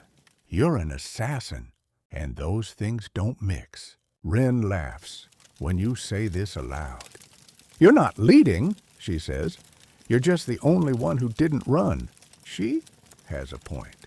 You didn't run, and now there's work to do. Mainstream historical fact. After the fall of oppressive regimes in the medieval world, especially during post-Crusader collapses or the downfall of corrupt city-states, former soldiers or mercenaries often tried to build new orders. Some failed. Some became legends. Others faded into banditry. But all of them faced the same question. How do you build something from blood that won't collapse into it? You meet with Calder at the ruins of the Eastern Watchtower. It's charred, crumbling, but the view is perfect. Seaward, open, exposed. He lays out names, contacts, old caches of Brotherhood knowledge that still exist. It's time we rebuilt, he says. You nod. But not everything should be rebuilt. Some things should be reimagined. You draft the new structure, not a hierarchy, not a ladder of power like Magra loved, but a circle. No single master. Every voice equal. Each contract reviewed not just for gold, but for worth. You write the rules on sheets of pressed bark. Calder hates the symbolism. Wren loves it. You post them on the safe house wall anyway. Then the letters start coming. Old agents, thought lost, emerge from the fog of fear. One was a smith. Another ran a puppet show to pass messages across borders. A third simply writes, I remember who we were. Count me in. The Brotherhood is growing again. But this time, not from control, from choice. Fringe tidbit. A hidden sect within the Knights Hospital once supposedly operated on a Council of Shadows model, where every decision required unanimous, silent approval. They would light candles in a dark room, and the last to remain burning marked agreement. No debate, no titles, just action through shared will. The practice was banned, but fragments of it appear in records across Sicily and Malta. You borrow that idea. At each gathering, every assassin gets a candle. Votes are cast in silence. One night, Wren lets hers burn out early. You look at her. She just shrugs. Not every death is worth the fire. You agree, and so does the group. That's the point now. No more death for gold. Only death for reason. It's not easy. Some resist. Old school killers who want the old ways back. You give them the choice. Walk away or adapt. Most leave. One challenges you. You beat him, not with the blade, but with words. Remind him what happened to Magra. He spits, walks off. You don't stop him. Let the world reclaim him. He made his choice. Then comes the first real test. A contract arrives, not forged, not corrupted. Just a rich man in the north. He traffics children, buys protection from the city guard. A noble, technically untouchable. The Brotherhood circles up. Everyone's candle stays lit. No debate. The job is yours, not because they expect it, but because you want it. You travel alone this time. The road is quiet. The air smells like pine and ice. At the noble's estate, the guards barely react before you're inside. You find him in his study. He's plump, unarmed, confused. You show him the candle you brought. Let it burn on his desk. Then you speak. This is not for gold. He doesn't understand. You don't expect him to. You give him silence. Then mercy. Back at the Reach, the Brotherhood doesn't cheer when you return. That's the new way. No celebrations. No glory. Just acknowledgement. Nods. Shared looks. The sense of a job done well, not loudly. You place the candle, burned to its base, on the new wall of symbols. Not trophies. Reminders. Each one tells a story, and every story deserves weight. You sit by the window that night, Wren across from you, her shoulder finally healing. You ask her, "What do we do when there's no one left to kill?" She grins. Then we rest until there is. The Brotherhood is still dangerous, still feared, still cloaked in shadows. But it means something again, not just to you, to the world, to the people who sleep easier because they know someone is watching the ones who think they can't be touched. You're not a hero. You're not a monster. You're just a name in the dark. And now the dark listens. The wind over Grellin's Reach smells different now. Cleaner. Less like ash and iron, more like sea salt and autumn leaves. The chaos that once defined its streets has faded into a hum of quiet purpose. Whispers still slither through alleys, yes, but they no longer speak of Magra or Crow or the council that tried to chain your blade. Now they speak of you, of a figure in the shadows who chooses carefully, who weighs justice on a scale no longer tipped by gold. The Brotherhood lives, not hidden behind masks or etched tattoos anymore, but tucked into the creases of marketplaces, the flickers of tavern lanterns, the hands of scribes and bakers and wandering musicians. It exists now within the people who remember the old ways but believe in the new ones You've built something rare, a network that watches, protects, and acts only when it must. No contracts unless they pass the circle. No killing unless all candles burn. You've made death meaningful. Imagine that. You sit high above the reach on a rooftop with cracked tile and a perfect view of the harbor. The ships drift in slowly under dawn light. Calder joins you, carrying 2 cups of bitter tea. It tastes terrible. You both drink anyway. Wren arrives later, limping less now. She's laughing. Some foolish recruit tried to sneak poison berries into a training kit. You groan. Was it hemlock again? Worse, black nightshade. You rub your eyes. We need a new apothecary. She shrugs. We need 20. You never expected to make it this far. Assassins aren't built for longevity. You're designed to end. To be ended. But you've rewritten that, just like you rewrote your fate. Just like Gaspar taught you. To forge truth's cousin. You forged continuance. And now you face the one enemy you've never quite understood. Peace. Mainstream historical fact. Some ancient orders of assassins disbanded not due to defeat, but because their leaders voluntarily shut them down after achieving their original mission. Historians debate whether this was wisdom, idealism, or fear of corruption. But for a brief golden moment, those groups chose to stop the killing and faded into myth. You consider it for half a second, but then a rider arrives, dust-covered, breathless. She hands you a sealed note. You open it. The wax is unfamiliar, but the message is crystal clear.